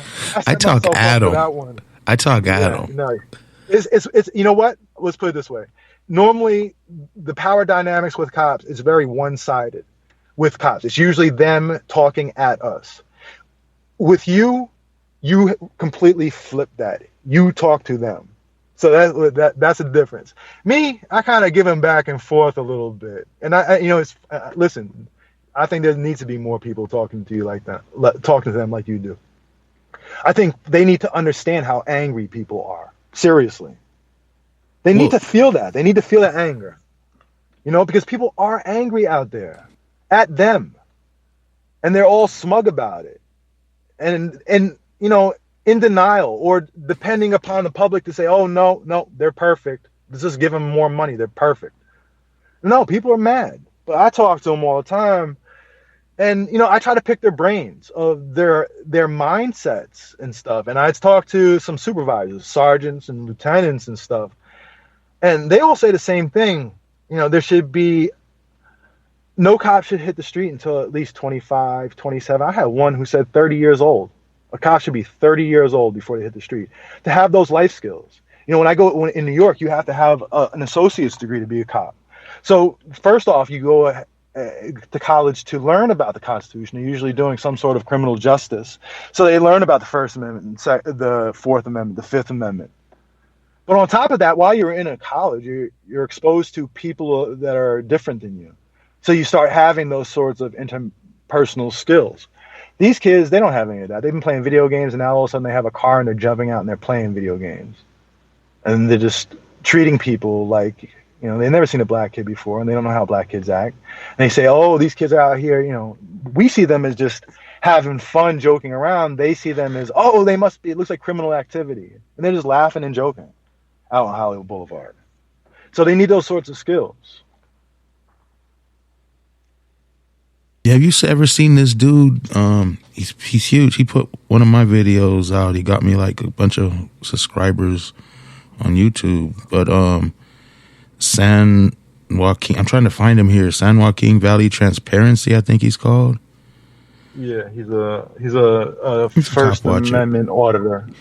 Yeah, he started doing a new thing not that long ago. Or maybe I just started seeing the videos. I don't know if you've seen it. He goes over to cops and he talks to them, you know how he does. And then sometime in that, he's like, so I need to ask you a question. Can you do you know the Constitution? The cop's always like, yeah, of course. He goes, you took an oath to it? He's like, yeah, of course. And he's like, so what's the First Amendment? Man, you'd be surprised how many cops don't know. Are you kidding me? Listen, I have video. Okay, again, remember how we were talking about if a cop shines a light, you have a right, under the First Amendment, you have a right to film anything in public view. And that includes a public employee doing their job in public. You have the right to film police. The only thing you have to make sure of is that you let them know that they're being filmed, right? So because of wiretapping laws, you have to let them know that that they are actually being videotaped and not just recorded. And two, you just have to give them enough space so they can do their job, right? You just can't interfere. You just can't be like 2 feet away. Those are the only two restrictions that you have as far as filming. I've had cops and I'm talking about a month ago, and I'm talking about a 15-year veteran. I'm talking about a supervisor, the supervisor of the cops that I deal with on a regular basis. I told him when he was flashing the light at me, I have it on tape. I said, you're violating my First Amendment rights. And he said, how? How am I stopping you from speaking? And I'm like, what? I had to explain to him how the First Amendment works and how trying to prevent me from filming him violates the First Amendment. But then I was talking to another supervisor maybe a few weeks ago. I was over at the station. Just, I go over there every day just as I'm going to do other things. If I'm going by, I stop by and just snap pictures of any cars that are missing license plates or have illegal tints. And I saw one supervisor, he was just sitting there just burning gas, and I was like, let me just tape this guy. I got 15 minutes before I have to get back to work. Let me just spend 15 minutes taping him and just talking. Then I realized who he was. I'm like, oh shit, I generally have a decent relationship. And we talked. I ended up talking to him for like an hour. But during the time, I said to him, there are a lot of cars over here that don't have license plates in your parking lot. And he said, well, they should definitely be written up. I'm like, cool, I will. I'm like, but black kids are put in handcuffs for this, and their cars are searched for this. And he said, because the law allows it. And it fucked my head up because, listen, a license plate violation, a violation of California Vehicle Code 5200 is an infraction. It's not a misdemeanor. It's not a felony. It's not a crime. It's an infraction. That is not lack of license plate is not probable cause of a crime. But he thought that the law allows it. And I'm going to tell you, I have seen so many cars pulled over and it's automatic. They are absolutely 100% of the time, or had been, pulled out of the car, handcuffed in the car, searched because of license plates. And I would bring this up to the cops and they would say, yeah, because, it's a good chance it's stolen. And I would say, I'll be honest with you. I've seen a lot of license plates missing license plates. I have never seen anybody arrested for a stolen car for a missing license plate. You guys keep on saying that you think it's stolen cars. I've never seen it. I've taped 30, 40, 50 of these. I've never seen it. But my point is, I was going to say, that must be a Hollywood thing, because that night I was there, they was searching that shiny car, the shiny sports car. They was going all up in the VINs and checking the VIN numbers under the hood. Remember that? Yeah, because there was supposedly a list of stolen cars or whatever. Yeah, she had a list in her hand running. You can't just do whatever. But yeah, that's weird. They don't do that around here like that. Searching the car. Well, first off, unless he gave her consent, it's a violation. It's a Fourth Amendment violation. They're searching the car without probable cause of a crime. So again, getting back to it, this is a supervisor out there who is teaching all these young cops, what they're supposed to do, and he didn't even realize that searching a car for a missing license plate violates the Constitution. If he doesn't know, those street cops don't know, and they don't know. I'll be honest with you. They know now. I think they know now because I've made such a big stink of it. They were doing it. They weren't trying to hide it. They thought they were doing the right thing. They thought it was illegal. So these cops don't know the rules. They don't know. I say that to people. I say this to people all the time. I'm being serious. The cops don't know the laws. I have sat there and read law. I have sat there and read LAPD policy to them verbatim. I'll just pull it up on my phone and read it to them verbatim. And they tilt their heads to the side like a dog, like confused, and they shake their head and like, no, that's not true. I'm like, what the fuck are you talking about? It's not true. I'm reading it from your website. I'm reading it directly from an operations memo. They don't know the rules. There is a handcuff protocol that they have in place. It's been in place since 2011. They don't know this. They throw these cops, they do 5.5 months of training where they have to learn about policing. They have to learn about, procedures and policies and vehicle codes and misdemeanors and felonies and how to drive the cars and how to use weapons and all that stuff. And somewhere buried in there, they have to learn about the Constitution. They don't know. They get just go over it briefly, a brief summary, and they have no idea. I was talking to one college professor. He's a law professor. He said, listen, I have people who just passed the bar and they can't recite laws off the top of their head. And these cops at 21 think they can, but they're going out in the street teamed up with another lunkhead who's 23, and they have no idea what the fuck they're doing. They have no idea what the laws are. They have no idea. But they do whatever they want. You know why they get away with it? Because no one fucking complains. Like literally, no one has ever, because they thought it was impossible. There's just that frustration. Again, that's been the power dynamic that we've always had. Cops do what they want, and you know what? If they do whatever they want, there's nothing I can do about it because there's cops. So it's like, for me, my thing has always been, how do we stop that? How do we change that power dynamic? You change that by not just filing complaints, but you do it in an effective way. You do it in a way that you make it airtight.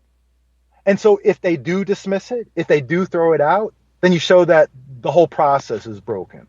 And so that's why I like to go, I'm very technical when I file complaints. I file over very technical things that they can't dispute, that they can't fight, and let them decide if they're going to find the complaint to be sustained or not. If they sustain it, cool. There's a lot of value in that. There were only 96 public complaints that were sustained last year out of 2,550. That's 3%. I'll file. I have right now ready to file. I could file 600 complaints that would have to be sustained because they clearly violate policy. So my goal this year is to change that number from 96 sustained complaints last year throughout the whole LAPD to 700 or 800. And oh, by the way, 95% of them come from one station. So why is that? And try to encourage other people to do it. Try to encourage other people. Listen, people are filing complaints right now. Oh, there's another cop watcher out here. He files complaints every goddamn day. Every damn day. And I appreciate it. Everybody should do it. Document it. But I'm going to take it to a different level. And we're doing it tonight. I'm going to do something tonight. It's going to piss some people off. I don't care. I have a feeling I'll probably get sued. I don't care. There's a thing called... Listen, there's no accountability right now. Police aren't going to hold themselves accountable. They're not. No, I have had no complaints come back yet. They sent me a letter, said, hey, you know what? We have findings of your complaint, and we find that it didn't meet the criteria for when your earrings were lost. I'm like, what the fuck are you talking about? My earrings are lost. I didn't file a complaint for my earrings being lost. They confused me with somebody else, or they're just fucking trolling me. Whatever. It just shows that they're ridiculous. And it just shows like, okay, yeah, is this how you guys investigate yourselves? Are you guys just that incompetent? But whatever. They're not going to hold themselves accountable. Under the law, under the Supreme Court case of Brady versus Maryland, it found that if the prosecutor has any information that would be helpful to a defendant's case, they must provide that information. And that includes if an officer has a history of misconduct or dishonesty, they must tell the defense about that. If a cop has been caught lying here in the LAPD, when that cop has any case that they have an arrest, they must tell the defense attorney that that cop has a history of lying or misconduct. They must tell him that by rule of law. But they don't. I mean, they don't. They don't share that information. They're supposed to. The prosecutor is supposed to, this is Gascon, he's supposed to keep a list of bad officers. And if they have a history of lying, they're supposed to be put on a do not call list, a Brady list, which says, hey, you know what? We can't call them to testify in a case. He doesn't do that. The LAPD doesn't provide that information. Why? I look at these discipline reports each month and I see all the sorts of dishonesty, lying to a supervisor, fraud, defrauding the city of money, filing false reports, things like that. Aren't defense attorneys supposed to know about that information? From past cases, these officers were involved. Shouldn't those defense attorneys and defendants be made aware of that? They're supposed to. Under Brady, they're supposed to. They're not doing it. So what's the remedy to this? Well, abolish the police. Well, that's one way. I do it a different way. I think it's time for an accountability through a public-facing database. Meaning, starting tonight, where I see cops have committed misconduct or have just outright lied. The first one I'm starting with is a guy who lied to a supervisor. He lied. I have it on tape of him lying. It's 100% provable. So he's lied to a supervisor, and he constantly blasts me in the face with lights. So he violates the Constitution. This guy he does unconstitutional policing. I think every defense attorney and defendant needs to know that information. It's important to their case.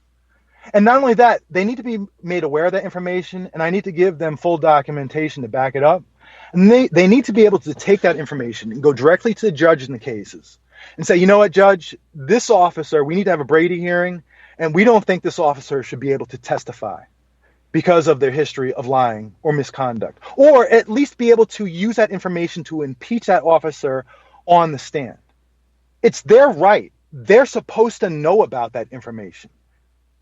The LAPD is not providing that information as required. You know, Gascon, I know he's got a lot on his plate. He's not working to provide that information to defense attorneys and defendants as required. So therefore, when I have documented instances of serious misconduct or any misconduct, especially misconduct that involves dishonesty and lying, that involves violating the Fourth Amendment, violating the Fifth Amendment, violating the First Amendment, every defense attorney needs to know about it. Not just here in LA, but what if that cop decides to leave here and go to another agency in another state? They deserve to know too. So therefore, using a database that somebody else has put together and put a lot of work into, we're going to have our own Brady list. Right now, that he's already loaded 35,000 names of cops and their transgressions into this database. So you go right to this website, you go to any agency, you type on LAPD, even narrow it down to the station level and find which cops are on the list. Or you can search for the cops' names too. So it's not just a matter of you as a member of the public finding it, but then it'll be able to just download it right on the spot with a PDF, take it directly over to the judge, and present this information directly to the judge to allow it to be used, or for the defense attorneys to just use in the case. Listen, the LAPD will not hold themselves accountable. They're not going to. They never will. We can talk about changing the process. Again, I file complaints on cops. I would like to hold them accountable. I know none of these complaints are really going to go anywhere serious. I want to expose that process. I have no faith in it improving anytime soon. But I think we can force our hands in other ways. We don't have to sit back and play by their rules. Play by our own rules. And use the leverage that we have to force change that way. You know what? Because I know one thing. As a cop, you want your name on this list? Maybe this will change behaviors. Maybe they'll say, you know what? Oh, man, this William, he's not fucking around. He's going to put our name on this list. He's going to make it impossible for me to get a policing job anywhere. Well, good. That's the attitude I want. I'm guessing some judges won't allow that. I believe they will. I think they have a lot of... See, the prosecutors should be handling this, but the prosecutors work hand in hand with the police. Yeah. Now, they will be... No, listen, if to impeach at trial, they will absolutely be able to use it, provided that it's relevant to this case. So if it's, just a misconduct, this guy, has a history of just not wearing masks, well, that's not going to be good enough when it comes to impeaching him for his credibility. But if this officer has a history of, say, filling out fraud reports, well, yeah. And it's beyond police officers. It could be like, a fingerprint tech has a history of lying. And I've seen that. I was looking at a report the other day of a fingerprint tech doing just that. Well, everybody needs to know about this fingerprint tech. We don't even know their names. The LAPD will not release the names of anybody, any officer who's committed misconduct. Won't even release them to the DA. We don't know anybody's names for anything. Listen, there is a 2018. I was looking at a discipline report, and it showed cops who were serial rapists. They rape people over the course of 5 years. The LAPD won't release the names. Now, we know it was such a major case, and those guys got 25 years apiece, so you can figure out who they are. But still, why aren't we being made aware of their names? If a cop even gets fired here for the misconduct, an agency in another state wouldn't know about it because the LAPD doesn't release that information, and that's information that they should know about.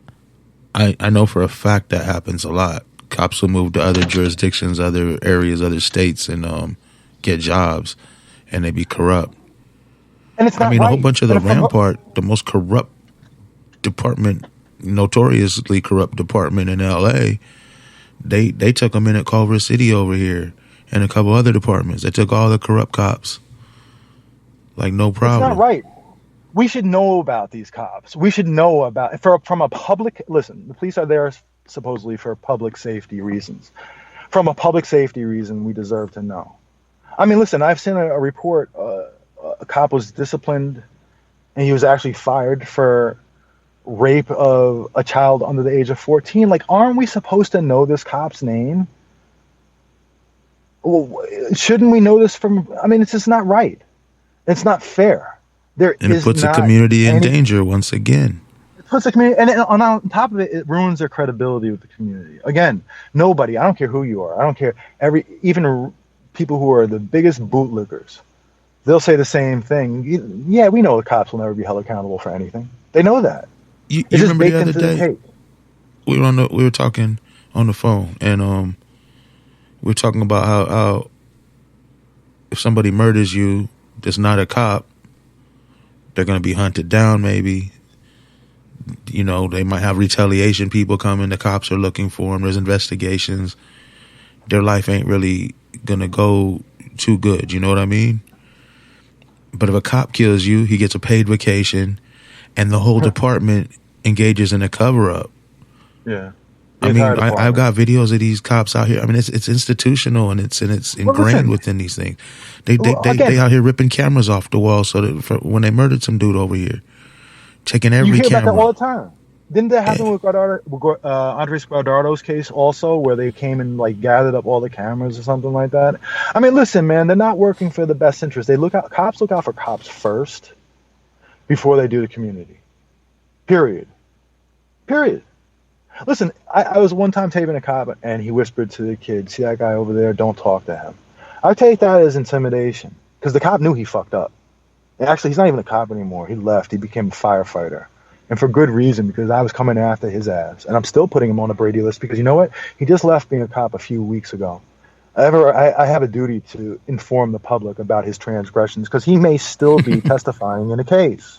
Oh, wow. Listen, yeah. The guy who put together this online database where we're listing it, he had his own experiences with the cops. He had an incident where it was a traffic stop, a small traffic accident led to a fight. The cops came, and somehow he got arrested. The cops took the other guy's side, whatever. But he went to trial, and he said the cop was just lying on him and stuff. But after the fact, he found out the cop was actually fired. When he was testifying, he was no longer a cop. He had been fired for drug use and lying and stuff like that. Didn't he have a right to know about that while that cop is testifying on a stand? Isn't that important? Of course it is. Every defendant should know about that. So we have to change that. The police are never. We can wait around for them to change that. I say otherwise. We've tried to get the Yeah. police to change their ways. We've tried to get Gascon to get on board. They're not doing it. We believe in proactive disclosure of this information. And so we're going to start proactively disclosing the transgressions of the cops on a website, public facing. And oh, by the way, members of the public, you guys can actually upload your own incidences. Your own instance. Can I ask you a question? Not to be a dick or anything about this. When you just said that, it brought up a question. How can you verify people's information? Do they have to get? I mean, because you can't. They have to provide. So once it's submitted as a citizen report, there's going to be some vetting, and it has to be backed up with video. So to me, it's important to, when videotaping, you see me out there filming. Yeah. Like a lot of stuff that some stuff I post, people think like I'm out there and I'm just like yelling at cops all the time. I'm actually yelling at cops very rarely. And it's usually for two reasons. First reason is I ask for your identification and you refuse to give it to me. If we're going to have any sort of police oversight, you need to know cops' names. They must provide it under LAPD policy. So therefore, they have to give that. And it really annoys me when they don't give it to me. So it's usually screaming about that. In the past, it's been because, we're in a pandemic and I tell you to put your mask on, you're not going to do it just out of spite. I'm going to start screaming because it's very annoying. It's like that pisses me off. Yeah, I feel you on that. I was just saying, because as much as I hate cops, I don't think they should be subjected to somebody just making some shit up and putting it online. Exactly. No. And that wouldn't even. So the process. Yeah. The process is we have to identify the cop first, get their names. But then it's going to be vetted. And it has to be vetted through the video. That's why it's important to kind of, for me, I always stay quiet when I'm videotaping because I want to capture everything that's going on. And it has to be able to be fully verified. Listen, when I upload this first one, it is going to be a cop when I very clearly ask him for his card, name, badge, and serial number, and his partner multiple times. And they refuse to give it to me. And I have it on video. It's as clear as day. And then when I go to get that information at the station, and they put me through a bunch of bullshit, but finally they say, the sergeant comes out and says, oh, well, they said they didn't understand what you were saying. If they had known that, well, listen, they're lying. This is just a lie. I can clear you. He has just lied to his supervisor over such a petty thing, but he's lying to his supervisor. If he lies to the supervisor, will he lie to a court? Of course he will. So defense attorneys need to know about that. And on top of it, for me, I have it on video, and on top of it, I'm putting it in for violating my First Amendment rights with flashing lights in my face. It's on video. All these things are indisputable. So I'm going to upload it, and it'll be immediately uploaded. Others, it will have to be vetted through. It has to be backed up through documentation, video documentation. Has to be video evidence proving it. What about not just video evidence? Is this just? I'm asking questions for all the people. I know you told me a little bit about this already. You've been talking about it for a while. But is it for things like racist tattoos on a cop's arm, or is it only for infractions? If any sort of misconduct that's provable, hey, listen, if they have a tattoo on their arm, period, and you can see it, they violated LAPD policy. Every tattoo has to be covered up. If they have it below the elbow, they have to wear a long sleeve shirt. It has to be either a black, like a stretch sleeve, or they wear those weird skin color things sometimes, whatever their skin tone is. Or I've seen that. Yes, it has to be skin tone or black. Skin tone or black. And it has to be covered up. They do have patches. So if it's like 3 inches or less than 3 inches, they can wear a patch over it. But essentially, if you could see a tattoo on any cop, they're violating LAPD policy. And I write them up for that. Yeah, the specific cop I was thinking about is Homeland Security, actually. But I mean, if they have racist tattoos, why shouldn't they? Absolutely should be posted on that. It's relevant to anybody. It's relevant to anybody's case.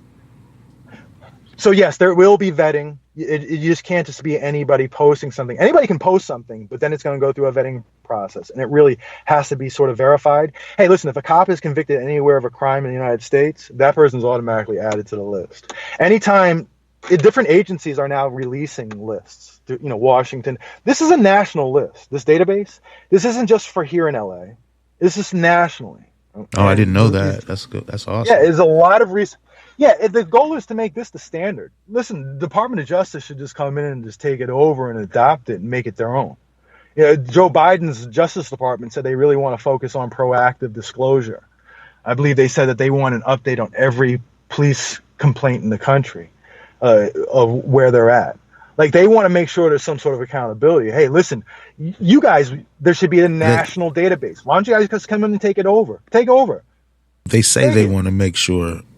Yeah, I wouldn't trust the government to take over something watching the government.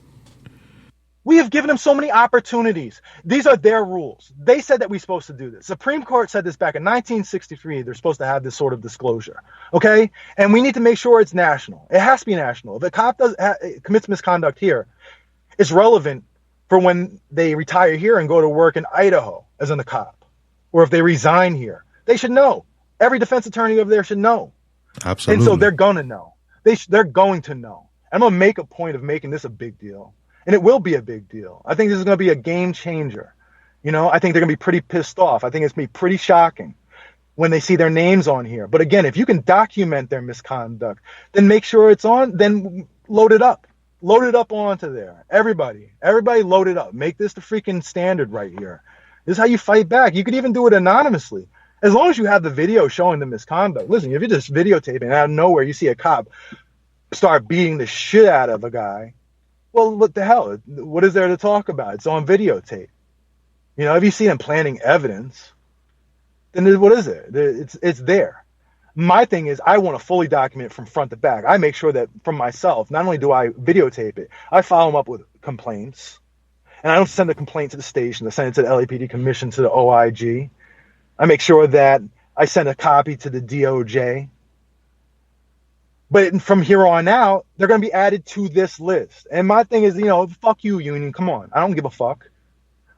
We have given everybody an opportunity to do this. This should have been a standard. You guys have not done it. It is time to do it this way. There's no going back. Too bad. Because everybody has a right to know, and this is how we fight back. And so, like I said, I think this is going to be a game changer. I'm going to make sure it is. Information is power. And I like it better when the power's in people's hands. And it's not just information being the power, but it's also accountability and flipping that power dynamic. If a cop knows, oh shit, you know what? If I actually do something wrong here, I could be held accountable. They know everything is rigged within the LAPD. That whole fucking complaint process is a fucking joke. It's not going anywhere. And they know unions, it. It's the unions that are going to be the problem. What can they do? Well, this is out of union's hand. What are you going to do, sue?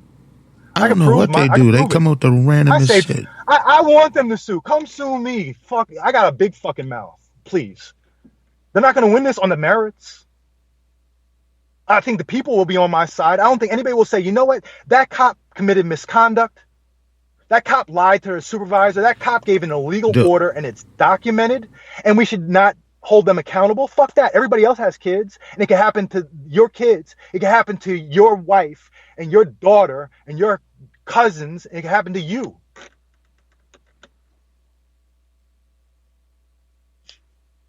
Anyway, I'm a little worried. I think it's awesome. I think that's been needed. I'm glad somebody's finally doing it. I mean, I think it's going to be fun. I think it's going to shock some people. I think they're going to be really pissed off, and some people should be scared. You know, look at how the power dynamics change. Cops should be scared. They should be scared because they should stop doing whatever the fuck they want to do. No. Like 1,000% of cops are good, and there's one or two bad apples. That's what the Blue Lives Matter people tell me. So one or two cops should be really scared, right?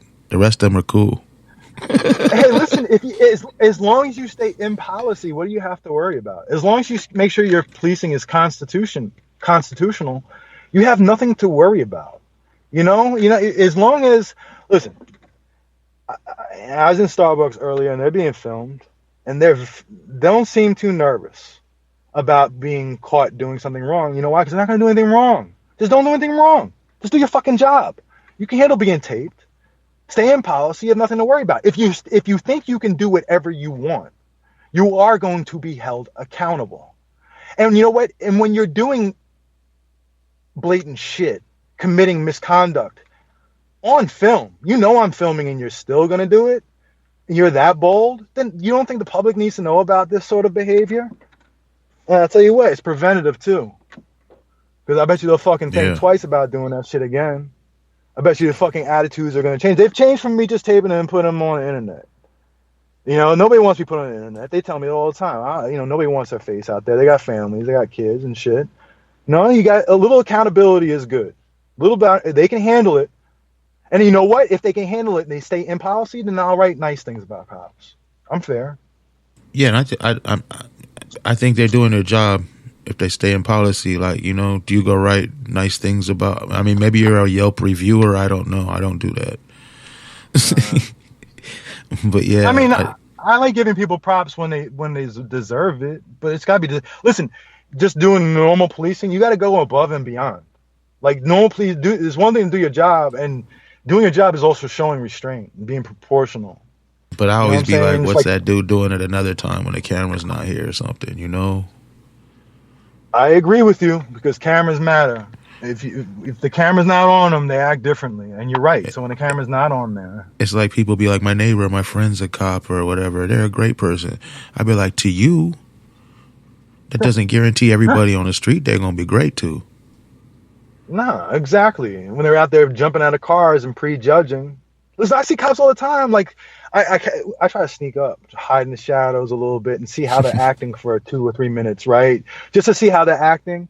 And then I'll kind of come out and let myself be shown and to see if there's a change in their behavior. And it often changes. It changes all the time. The only times I come up there and they'll be like, oh, man, yeah, right before you came up, they were acting really funny. They were just talking a lot of shit.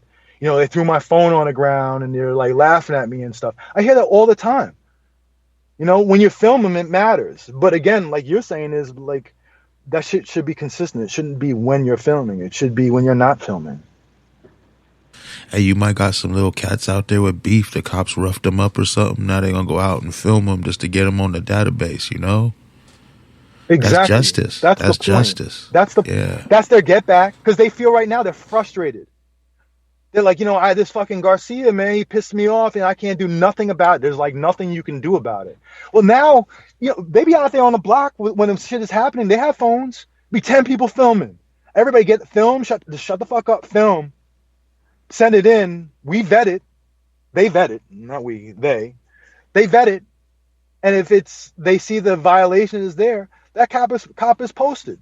So film them, go over to the cops and get their names. To try to stay calm a little bit, but get their names. These kids can fight back. And here's another thing, right? You get put on this list. This is the best part. You get put on this list, it's hard to testify in court. If you can't testify in court, then like your arrest reports can't be used in court. If you can't testify in court, you can't be a cop. Like you commit these transgressions and you've lost all credibility and can no longer testify in court. You can't be a cop. What's the point of having them out on the street? What can you do? You can't arrest anybody for what? So I'm talking about like, listen, bad cops, this is not just holding them accountable so giving defense attorney something to work with. Listen, bad cops, get them the fuck off the street for good. Like end careers. You can't testify in court, you can't be a cop. And that's where we're headed. I got an old ass video a long time ago where I told a cop something like, we should be happy you're here. People should be like cheering, like the cops are here. We feel safe and protected. But instead everybody hates you and they're scared of you. That's gotta suck. They always say that about the firefighters. They love the firefighters. Because, but the cops, they come there like everybody, like people just feel disgusted. And here's another thing is, people act like, is this just in the black community? No, man. I was over on filming it was a drunk driver caused an accident. He went running into these people's backyard, and these were religious Jews off of Highland down like Beverly or something like that. Yeah. And they were telling the police, hey, he's in our backyard. And they're like, oh, we can't move. We have to set up a perimeter here. This is where... And they were like frustrated, like, yeah, but that's how the cops are. They're just lazy. That's how, like, it's universal. People don't understand that. It's universal. People don't have the greatest opinion of cops. And they say, oh, woe is me. Oh, our morale is down. Well, get the fuck over it. You guys make $130,000 a year. Shut the fuck up. If you were to quit your job, you're not going to make but a fraction of that, whining about, oh, I don't feel appreciated. You motherfuckers harass everybody. I mean, you're not doing that. You're not doing shit. Just sitting on this. I go to that station right now. There's gonna be 3 cops sitting there just burning gas, looking at fucking Amazon. It's like you're not doing shit. What are you doing? You know what they're doing? They're taking up over half our budget or half our city budget. Exactly. 54% of our budget. And again, it comes back to how do I prevent the next Marcelis? The more cops ain't going to do it. Again, the numbers say we increased the police budget last year by 3%, and murder skyrocketed. More of the same it's not going to change anything. We got to stop the reason why kids are out there killing. You have to end that cycle. You have to have intervention. I'm going to tell you, immediately after a killing, you have to make sure that there is some sort of grief counselor to talk to, because those kids are ready to go commit murder right then. You have to have somebody step in. I was going to do it, and I'm a reasonable older person. How's a kid going to feel? You have to have people willing to do like those resources there. They don't have those resources there. They're missing a ton of resources. If it's some hood stuff, like actual hood stuff, like gangster stuff, the cops instigate shit sometimes, man. They do. They get in there, and I don't, it's more. It's as long as this is going, they got business. They got the paycheck. They need crime to justify their stuff. I mean, there's some truth to that, man. They always find a way to justify it. This is somebody mentioned this the other day on Twitter. They're like, this is the one profession where when you show that you're failing, you say you need more money to fix it. It's just like their numbers, the crime rate's going up. Oh, we need more money. No, what the fuck? Yeah, you're the one. We're giving you more money. You're not doing your fucking job. It was you, I think, that said that on the last show. You said if crime rate goes down, they're like, look what we did. We're awesome. Exactly. If the crime rate goes up, they're like, we need more money to get this down and more cops. You're not paying us enough. Or listen, if the murder rate goes up, they blame it on the community. They say, oh, the community's having all sorts of strife and we need more help from the community. But when it's going down, they say, oh, look at the great job we're doing. It's like they never take any, it's like they don't take any responsibility, but they take all the fucking credit. But we do know one thing. Listen, historically, when murder rates go down, when the economy does better, period. Let's help the economy in the hoods. You help the economy in the hoods and the crime rate's going to go down. The murder rate's going to go down. That's just a fact. Adding more cops is not going to decrease the murder rate. Because we've tried these things. They don't work. We increased the budget. It doesn't work. It's not working. It doesn't end interpersonal beefs. It does not end these, the sense of hopelessness. You put more cops on the street, people feel hopeless and still feel broke. Yeah. It's like it's quite a few things we need to work on that are all connected, I think, just from everything we said. You need a comprehensive approach. Yeah, a comprehensive approach. But you can't do that when the police are taking all your finances. Yeah. You can't. Mm-mm. You can't. Adding more cops is not going to do that. You need to defragment it, I say. Not, I don't know how you call it, the funding, whatever. It's sort of broken apart. Like, if 90% of their time is spent going towards mental health calls and calls to encampments, let somebody else do that. But at the same time, let's let somebody else do that who specializes that, who doesn't have weaponry. But we have to actually get rid of part of the police budget to do that, reduce it. It just makes more sense. Did you see that video someone put up with the cops doing a sting operation, trying to get a Uber driver to give them a ride without paying the company? Listen, we're spending we're paying 2 cops, right, at least, and probably another patrol car with 2 more cops in it. Yeah. You seen the other patrol? let me explain it to the people real quick that might not know what we're talking about. There was a video, and it showed this dude was upset because he had just got cited, a citation for soliciting what it basically was these 2 cops were on the corner there trying to flag down people like Uber drivers to give them a ride without having to go through the app to pay cash. You know what I'm saying? So the driver gets all the money. And then they were going to arrest him for some illegal taxi law or something? Operating an illegal taxi cab or something. Yeah. And they had a whole sting operation. Defending Uber. Yeah. They have a whole sting operation going on. And this is nothing new, because I remember back in the 90s, I used to be on the other side of this. In one of my jobs, I'd be in the police car with a camera. And they had helicopters going around with specialized equipment in it, looking for cell phone signals that were not legit. You know what I'm saying? Because I guess that was quote unquote what drug dealers were using at the time. This was like they didn't have smartphones. This is like regular old school first cell phones, you know? And it was company from the cell phone companies. So yeah, a lot of what the cops do is just working to make sure corporations keep their money. Because what's the difference? What's wrong with somebody just? I'm sorry, man. I'm gonna shut up in 1 second. What's wrong with somebody saying, "Hey, I need a ride. I'm gonna give you $20. Let me hop in. Take me somewhere." And that's an agreement between two people. You cut out the middleman because these people ain't getting nothing, man. They're making the company's taking all this money. Who cares? Anyway, my thing is like, as a matter of priorities, like, why is that a priority? Like, why do you need 4 cops to try to catch this thing while claiming that you guys lack resources elsewhere? Like, why are you? And this is the LAPD that was doing it. This is the LAPD that says, hey, we don't have enough resources. We need more money. Hey, we're short people, but we're dedicating 4 cops to this stupid fucking sting. Like, this is so stupid. How can you dare? First off, you get all of our money. Like, they act like we have an endless amount of money, but they get a huge chunk of our money, and then they spend it so frivolously. And then they say, you know what? We don't want any oversight, none whatsoever, no sort of accountability. And then this is what they're doing, and they say, but you got to give us more money now. Reward us with more money for our being ineffective at what we're doing, even though we're doing dumb shit like this. Like, get the fuck out of here.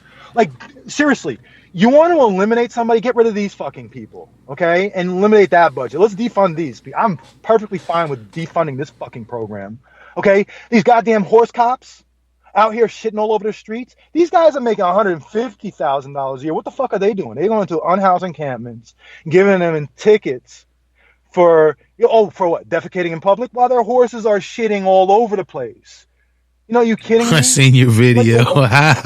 But what's the point of that shit? Like, seriously, why are they out there? What is the point? If there's a crime being committed, what are they going to do? They're going to try to gallop and lasso him? No, what are they going to tie up the horse and chase after him? They're just literally there for 2 reasons. For one, to harass unhoused, and 2, this is a PR stunt. It's to be out on Hollywood Boulevard and have the tourists say, "Oh, look at this. This is great. We're paying these fucking people a ton of money."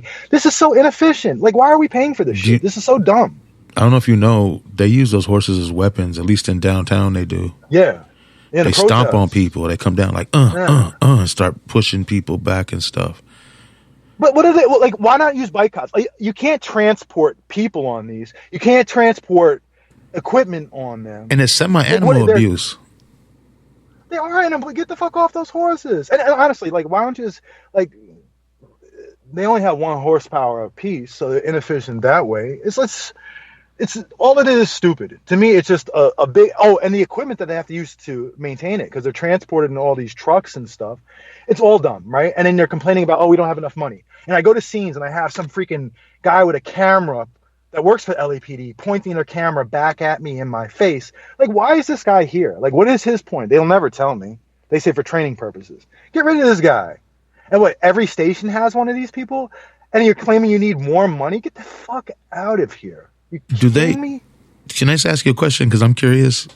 Because I see. I mean, I don't. Do they always, or do they sometimes call an extra police car just for you when you're filming? Because they do that for me a lot. That's why I was asking. Yeah, I know for a fact they're gonna do that for you. But they used to. I'll be honest with you. Like, it's so I call it a transaction. The taping. It's so routine at this point between me and them. Even the cops I can't stand the most. Even the cops that know that they're going to get written up for something, I might not say a word to them. They may nod their head at me. I nod their head at them. They know they're going to get written up. I know I'm going to write them up.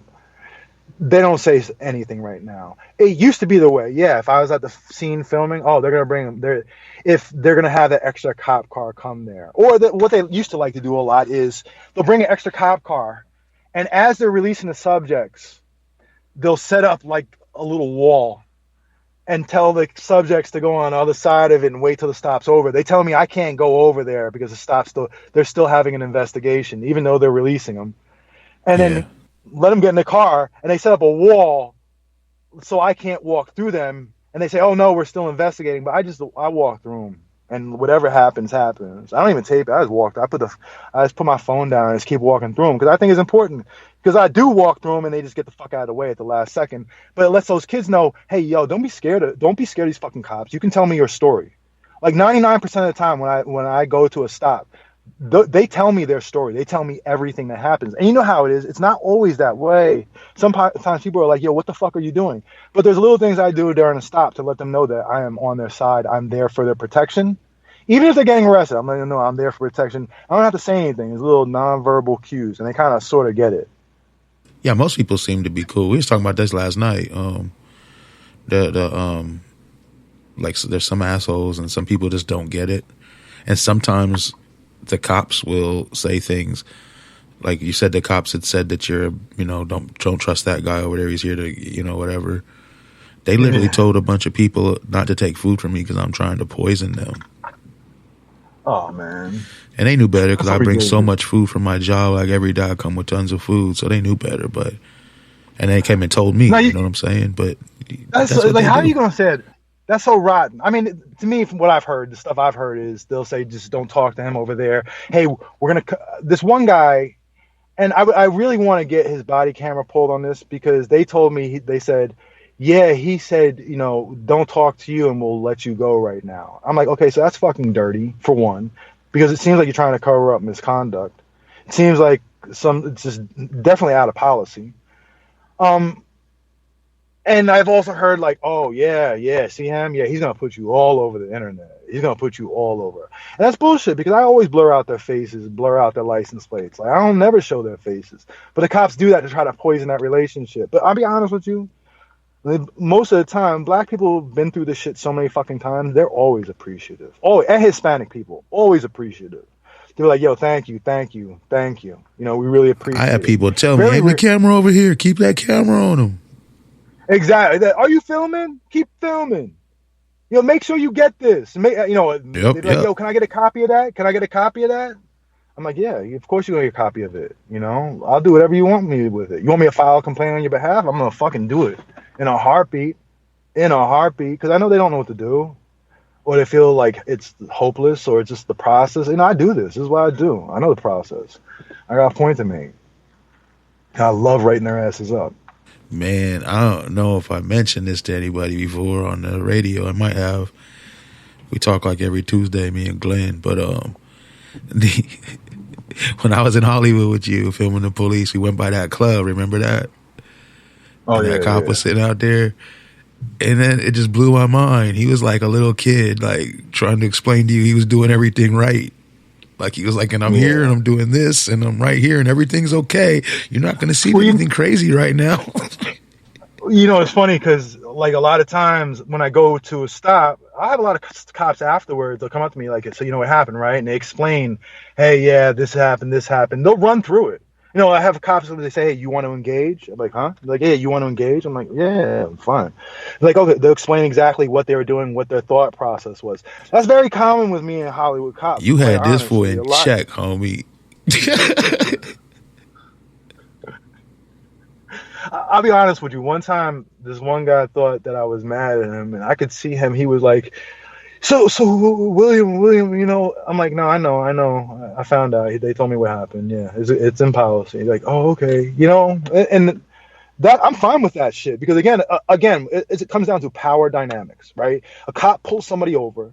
They feel like they're just the biggest shit in the world. They're going over to their car, adjusting the belt, like, drivers trying to like catch a break, and this cop feels big and bad and like, okay, I'll cut you a break this time, but you better slow down, mister. They love that sort of power dynamic of being in control, being hot shit. When you fucking put them back in their place and you change that, to me, I like it, for one, because I just like it. Two, it's to let them know that this is how it should be, and to let others know that there's nothing to be afraid of with these cops. Now, it's easy for me to say that in Hollywood. Can I go and do that at with the sheriff's over in, in the hundreds with over in fucking Compton or East LA. You No, can. probably not. You just got to. You know what the I mean, you power can. is? I'll tell you what the power is. You're braver than me. Like, I wouldn't even Hollywood drop my cameras. The cameras and the live stream, that's the power. Now you're gonna get that one that doesn't care eventually. I will too. I've got them before, but cameras are Well, that's power, the thing. man. The cameras are the cameras, and when you match that with social media, that's the power. And when you have the cameras, and I keep on saying this, like filming cops, to me, it's really easy. It's not like I have to, a lot of cop watchers will try to coax the cops into doing something. They commit so much misconduct. I just sit back and just watch it. And, I really focus on making sure I know what the policies are to be able to call out any sort of infraction. And I'm just looking for reasons to write up. Okay, do they have the masks on? Okay, they have the masks on. Are they following policy here? Okay, just because they're on parole or probation, if they're on federal parole probation, they still have to make sure that they have search conditions. So did they, after they found that they were on federal parole, did they go and search into the system to see if they have search conditions rather than just pull them out and start searching immediately? Most cops just do that. They don't know that. Again, I'm going to say this over and over again. The cops don't know the rules. The cops don't know the laws. I know the rules better than the cops. I do. And I focus on learning all the little things. I look at all the reports. I'm like, so when they do that, so if they use their personal cell phone to record me, that's an infraction. They don't even know these things. I just go ahead and just learn those things and just watch closely and write them up for each individual thing that I know I can prove. If I know I can prove it, I'm going to write you up for it. And, again, like I said, it's, to me, I'm working through their process. Cool. We're going to use your process. You show me what you're going to do. You show me if you're going to hold yourself accountable. I don't give a fuck. I'm going to hold you accountable my own way, too. We don't have to go by your fucking rules. I don't have to wait around for you. Nobody should have to wait around for you. We're going to force your fucking hand. And so that's where our own online database comes into place. Yeah, that's so awesome, man. That's like super awesome. Like, every time you're bringing it up, I was like into it, but then now that I know more and more about it, I would love to see their faces when they see their fucking shit uploaded on there. And I'll be honest with you, right about now, I really don't give a whole. I don't normally give a whole lot of fucks. I'll be honest with you, I don't really care anymore. You know what I'm saying? I just don't. Whatever. Somebody gotta do it. I'll be honest with you. You know what you got me thinking about doing? Going through hard drive after hard drive of old police footage looking for misconduct to turn into. Here's what I say. Anybody who has it, listen, I was even talking to my kids' friends. They were telling me, oh, yeah, we got pulled over. They did this for the tints, and they searched and stuff. I said, did you tape it? They're like, yeah, I have my friend's phone. I'm like, do you have the tickets? They're like, they didn't give us a ticket. I'm like, of course. I'm like, did you get the cop's name or anything like that? Like, yeah, I got that. I'm like, all right, listen, send me over that information. All right, send me over the video. I'm filing a complaint. And we're going to let their body cams and the dash cam tell the story. We're going to see if they filled out their Ripper cards. We're going to see if they fill out their FI cards. And the when they go to the judge, the video and everything will be available, or just the cop's name on it? Yep. No, it'll all be available. Okay, so they'll have that information there. So it's all presentable, presented to them. So they have the information that we fully submit. So, it's a matter of trusting your eyes. Are your eyes lying to you or not? No, what if the cops be like, yeah, but that was all sustained, and we said it was justified, or what? You know how they do that. Hey, listen, the video is the video. I don't care about murder people and say it's justified. That's for the judge to decide, and the judge isn't bound by what the cops do. The prosecutors may feel a certain way. The prosecutors work with the police. Judge doesn't, so they have a whole lot of discretion to do what they want to do. And can you tell I don't trust judges too much? No, I get that too. But again, it's also, you're giving the public this. If they don't allow it, the public can look at this and say, "But look, what the fuck do you mean no? What do you mean he didn't violate their rights? I'm looking right here on this video. They're violating their rights."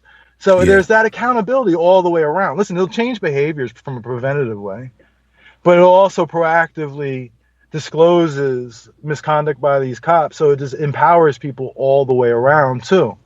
So change Yeah. behaviors and empower people.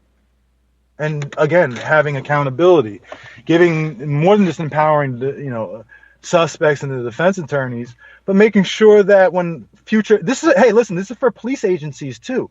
So they have a database to look at before they make a hire, and they say, this guy, this 32-year-old guy, let's see what his history is. And they say, oh wait, what? Oh, this guy was a fucked up cop in Hollywood. Or you know what? He used to be a LAPD cop, and we don't see any misconduct, but we look on this video. This isn't the type of person that we want working here. This guy made this racial slur this time on video. This isn't where he threatened somebody with violence this time. I'm excited about this. Can I ask one more question?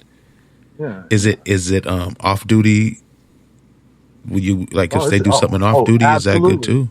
Okay. 100%. Oh, it's more than this, right? So it doesn't even have to be cops. It could be a security guard that lied on a stand in a case, or had somebody arrested for lying. It could be they don't even have to be cops. Anybody can be put on a Brady list if they're involved with lying in official capacity in a judicial case, or to get somebody arrested by lying. So I mean, listen, on duty, off duty, security guards, like I said, lab technicians. If a lab technician for a police department, if they have a history of falsifying evidence, don't we have a right to know? Of course we do. It could be a detention facility officer who defrauded the city out of money. We have a right to know that they have that sort of history. They're gonna be sketchy like that. We have a right to know. I mean, it can go as far as probation officers and things like that. I mean, at the end of the day, it's really about law enforcement. But if people have a lot of security guards go on to be cops. They have a history of lying. And again, we'll date this shit back. If you're going to go have some video from a month ago, a year ago, 5 years ago, and these cops are still on the force, send that shit to me. Anybody, I don't care who you are, send that shit to me. I'll fight like crazy for anybody. I'll be honest with you. I'm going to try to find some time. A few hours a week to go through some footage. I got so much. You don't even know how much stuff I got on me. I know. Oh, I can only imagine. You probably got it'll probably take you months to go through everything. I deleted a hard drive full because I ran out of space a long, long time ago and started over, and I still got that much. It's crazy. That's because you always have that good equipment. You come with that shit. Not anymore. No, I have it back. Yeah. Yeah, because I feel safer, dude. That night when I was doing the drone and they was all up on me, I put the 360 camera on my car. And I'm now I'm covered. I got a camera on everything around me. You know what I mean? Yeah. No, I just feel safer with the cameras and live streams going and stuff. I just feel safer. That's why I can do what I do. And I do it without it. I mean, I talk a lot of crap with or without the cameras, but just with the cameras, I feel way more protected, Man, the camera is the best thing you can do to protect the public with the police. I don't never pass a police without putting a finger up. I don't need a camera on it. If they rolling by me, they're getting a finger in their face. Yeah, and the funny thing is, I don't think I've never done that. I've never, but how I do it to me, I put a camera in their face every time. And to me, that's my finger in some sense. Yeah, I feel you. I mean, you honestly, man, I've learned a lot from just the stuff you're doing and watching you and listening to you. And I've been doing this a long time, and I'm learning a lot because, I mean, I've admitted forever that I don't do it the right way and people shouldn't do it the way I do it. But I get so mad, man. I hate them fools. So let me ask you something. Have you protected people? I believe I have. I know I have in some cases, yeah.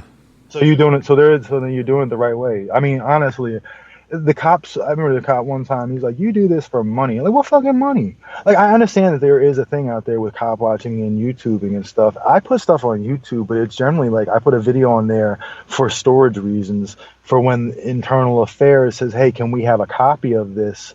I'm not emailing them fucking 45-minute video. I put it on a YouTube with an unpublished URL and it's email to them and say, here's the URL. So that's generally been my YouTube.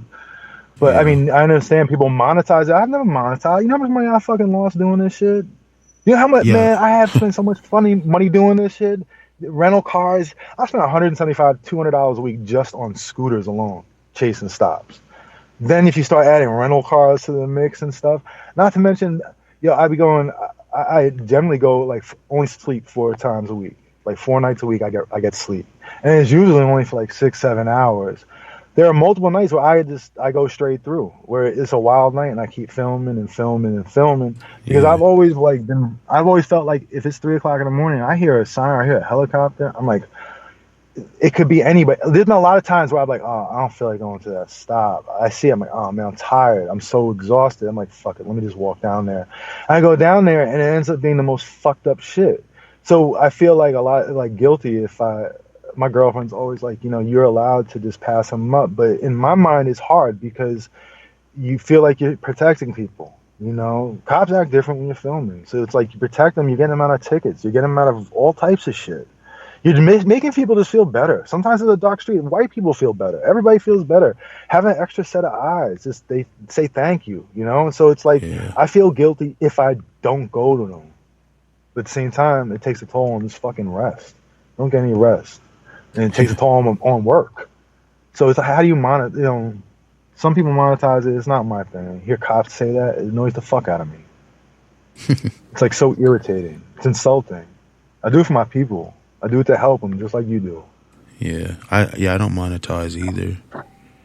I mean, back in the All day, I right. was going through some stuff like maybe 4 years ago when we were doing it, and I was like, man, I just need to keep the website going and stuff, send $30. No, and that's yeah. But Well, no. that Here's was the it. thing.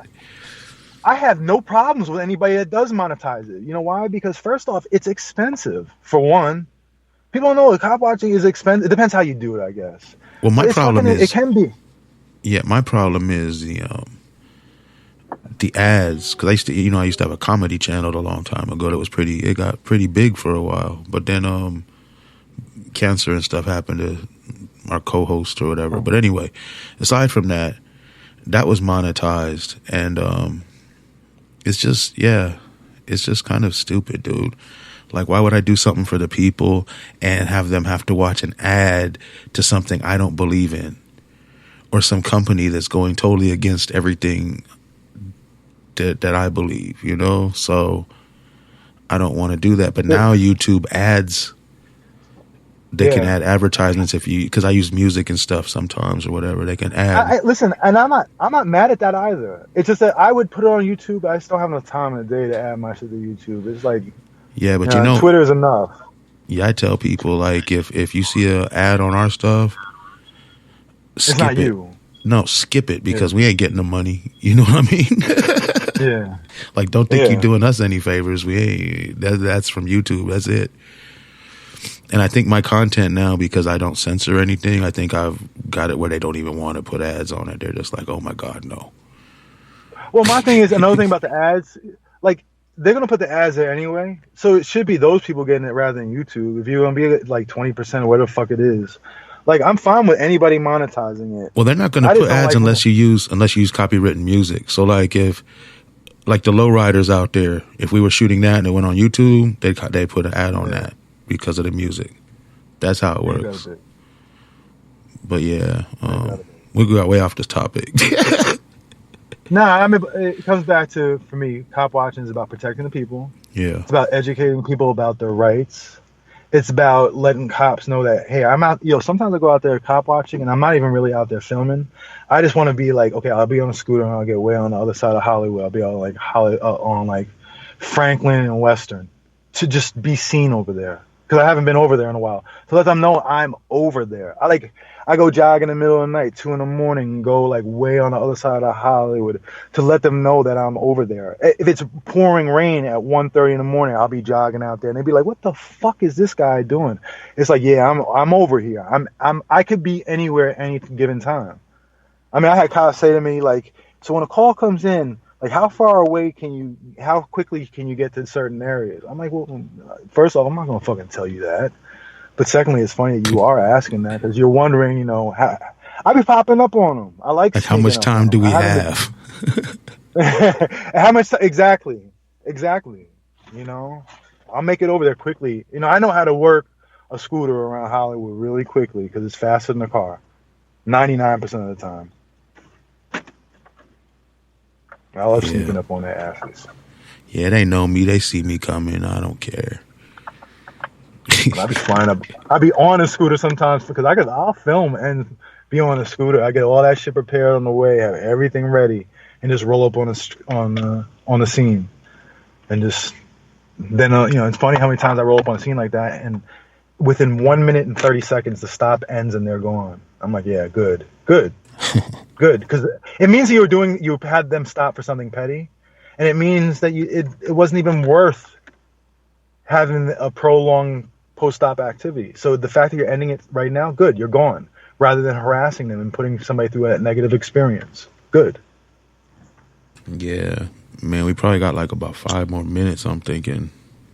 Mm-hmm. So yeah, it looks like we're at 2:25. So yeah, man, is there anything else that you wanted to talk about that we didn't go over, or I didn't ask you that I should have, or something I missed? Let me Something think. you want to say? No, I think we talked about everything. I mean, listen, you want to talk about police? I can talk about this shit. I can keep on going on forever. My girlfriend's saying to me, my girlfriend's saying right now, thank you, because I don't have to hear it. You know, she'd be like, hey, you know, what do you want for dinner? I'd be like, yeah, that's not my thing. Like, why the fuck did Escobar do that shit? She's like, what the fuck are you talking about? Why did he handcuff him just out of nowhere? Yeah, it's frustrating. So, I mean, listen, these pigs, it's traumatizing just to watch what they do sometimes. Well, you know what it is? My thing with cop watching is, for me personally, it's like, I can't just be not in. If I'm in it 100%. Fully indulged. I know what I'm trying to do. I got a lot of faith in myself. I feel like I'm going to get something done here. I know I am. I know I'm going to change some things. I like creating a model. And, you know, because something's got to change. And I'm going to do it to honor my boy. Because my boy is proud of me. You a warrior, man. I told you that. For real, for real. And people recognize that. There ain't a whole lot of warriors out there. Well, listen, it's also easy for me to do. I'm 46 years old. These young kids, they got a lot of life ahead of them, so they got to be careful with the things they do. A lot of these kids out here, these activists out here, these young ones, man, I think they're incredible and good for them. You know, I'm really proud of them. But, you know, they still got a whole life ahead of them, too. They have to have that balance. Like, you have to protect yourself. When it comes to police brutality and shit and police retaliation, that shit is real. You know, I'm 46. I don't have a whole lot of fucks left, and I have a lot of plans and a lot of ideas of how to get shit done. And like I said, I have a lot of faith in myself. I'm gonna change something right here. I'm gonna create a dramatic change, and it's gonna create a model that other people in other areas can use. Yeah, you got them kids. You know, each one teach one. You're doing the right thing. Yeah. At least they learning the hard way, unfortunately. Man, listen, another thing is about protecting the streets. I'm out there. When I'm out there, I'm not only going after cops, I'm also stopping shit from happening too on the fucking wolves on the street. You know what I'm saying? I put my ass on the line in a number of different ways.